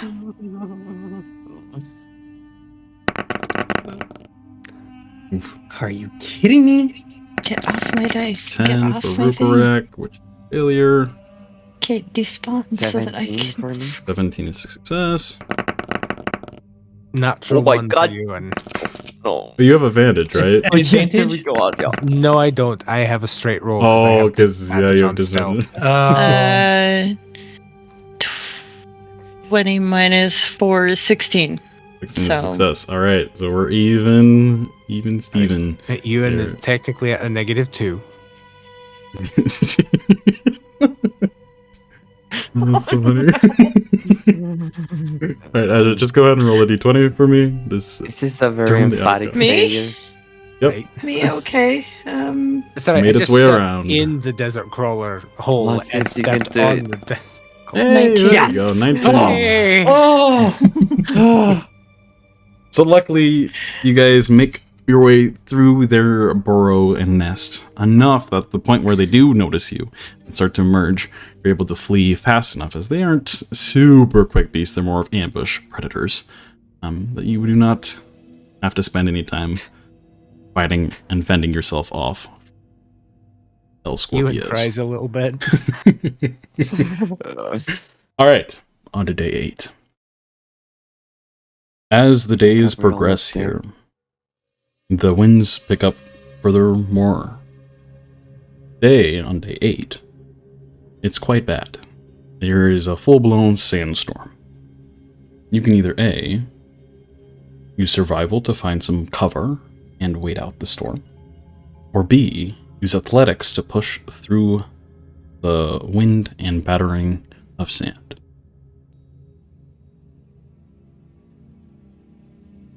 I mean, I think Ewan has the highest athletics here, even with the -4. So probably not the best choice to do athletics. Yes. I definitely a little bit of a wimp in this storm. I would much rather search for shelter.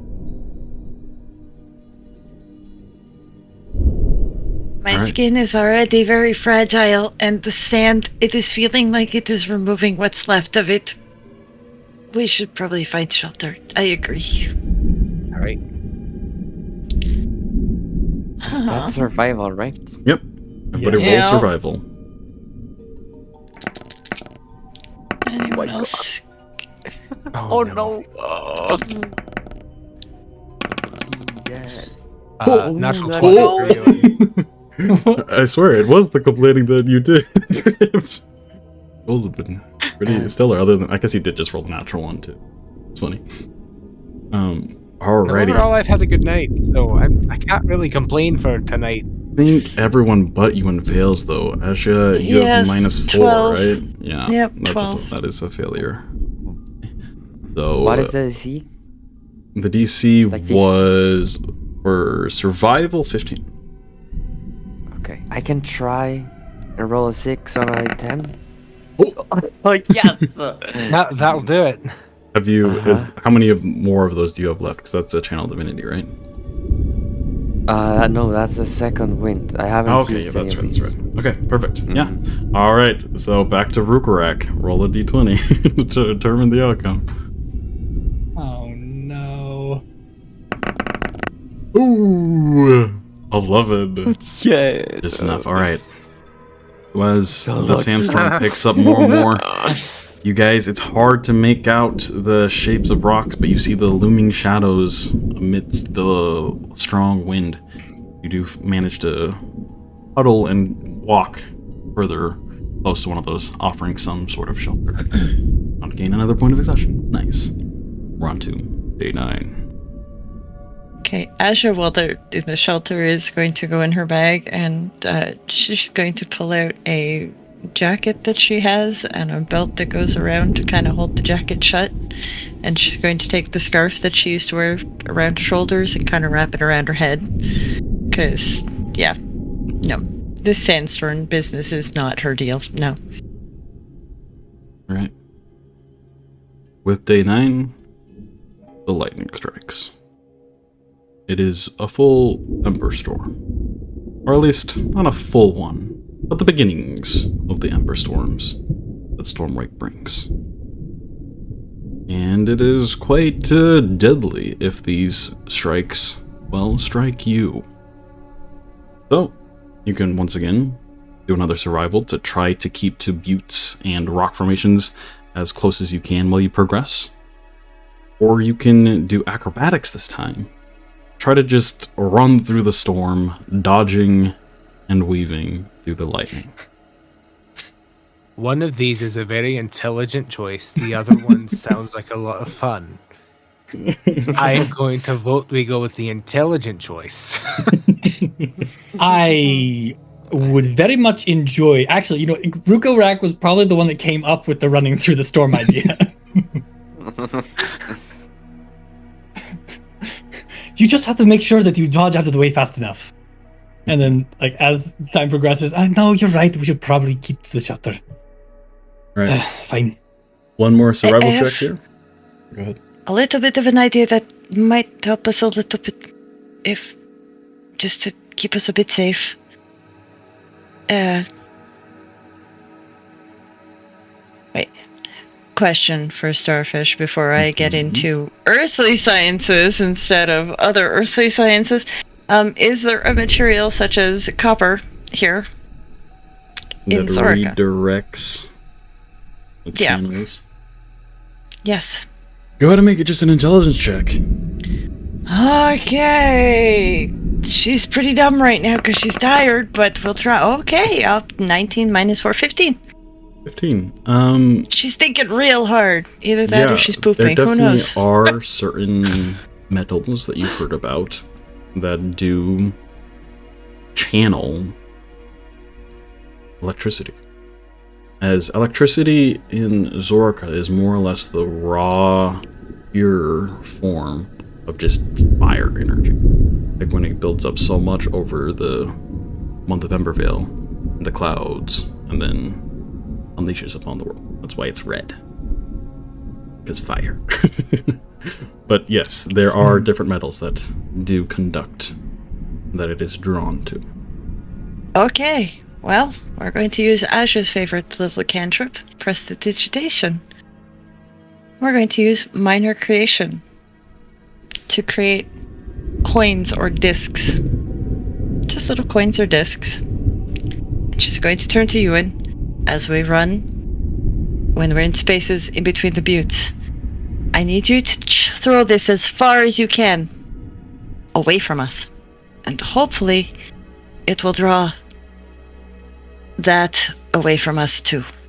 Can you do that? I will do my best. Okay. All right. And she'll at least try and help that way. I love the creativity. Prestidigitation. How long do those coins last? An hour? Yep, 1 hour. Okay. We'll say I'm not giving you all an advantage with that just because it is just a cantrip. But I will say you all can get +2 to your roll. With the clever thinking. Nice. I'm only at exhaustion 1 now. Yes! Same. Alright, roll your survival.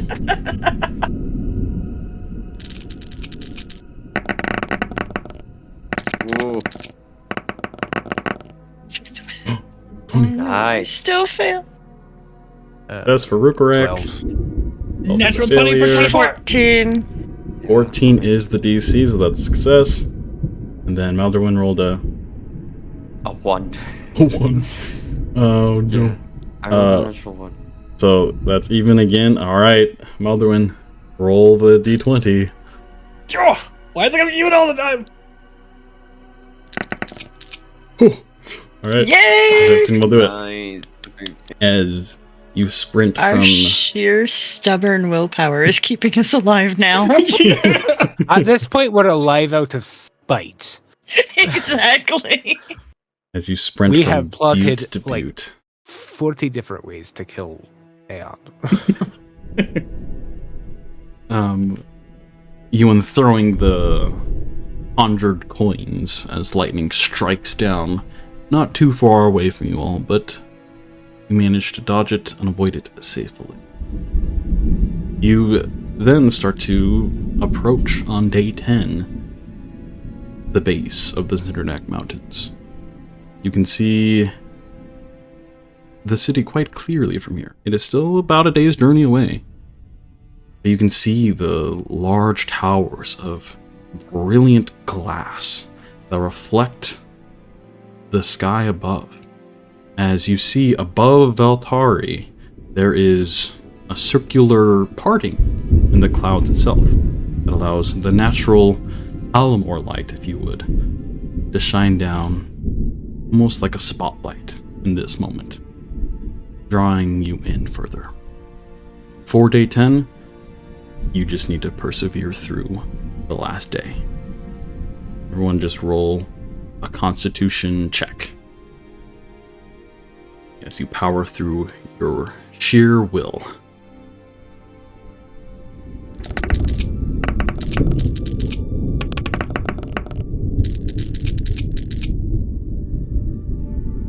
$18 for Ruka. DC is 16. Oh, right. I'm tired. So it was 16. Never mind. 16 meets it, beats it. Maldorwen got a 5 is a failure. 14. 14 is a No, failure. 5 was for Asja, sorry. And then, yeah, Maldorwen got a... Sorry, I didn't see my roll. I think I got an 8, something like that. Okay. Everyone now For roll my a exhaustion. con save.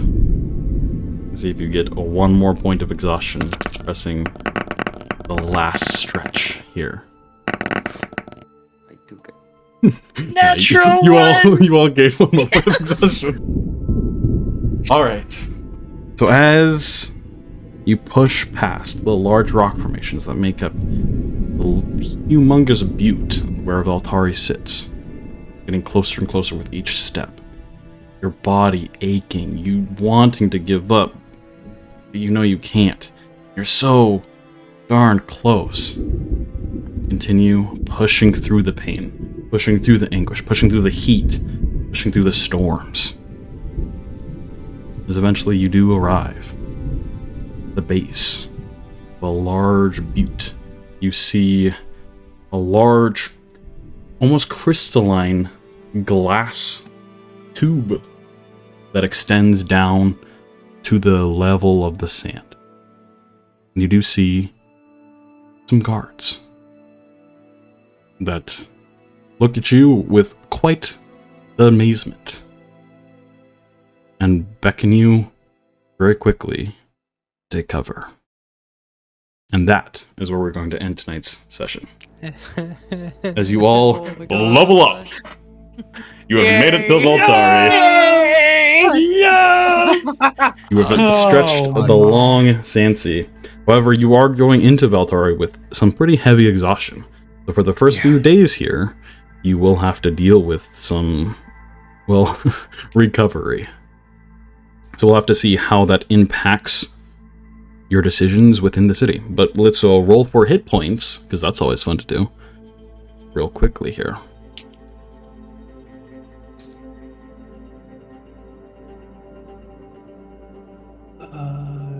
Yeah. I'm pretty sure I'm leveling up on the road. Oh, nice. That is 8 for Euan. Very nice. Okay, I'm taking a cleric level, so I'm rolling a d8. Yep. Ooh, a 7. Oh, nice, 7. Very nice. Oh my god, so 10 total for me. Awesome. All right. Well, I think we need at least a revivify. So again, I got a 1. go in with a Reroll warlock. it. So D8. Oh, reroll. You reroll once. That's an 8. 1 to an 8. There you go. And a 6 for Asja. Very nice. Some pretty great hit points for you all. Bolstering as you can feel your hardened muscles and the fatigue that you incurred here really is going to pay off as you're now well-worn travelers. But that is where we're going to pick up next week. Thank you all so much for tuning in tonight. And until then, have a great rest of your time zone, and we'll see you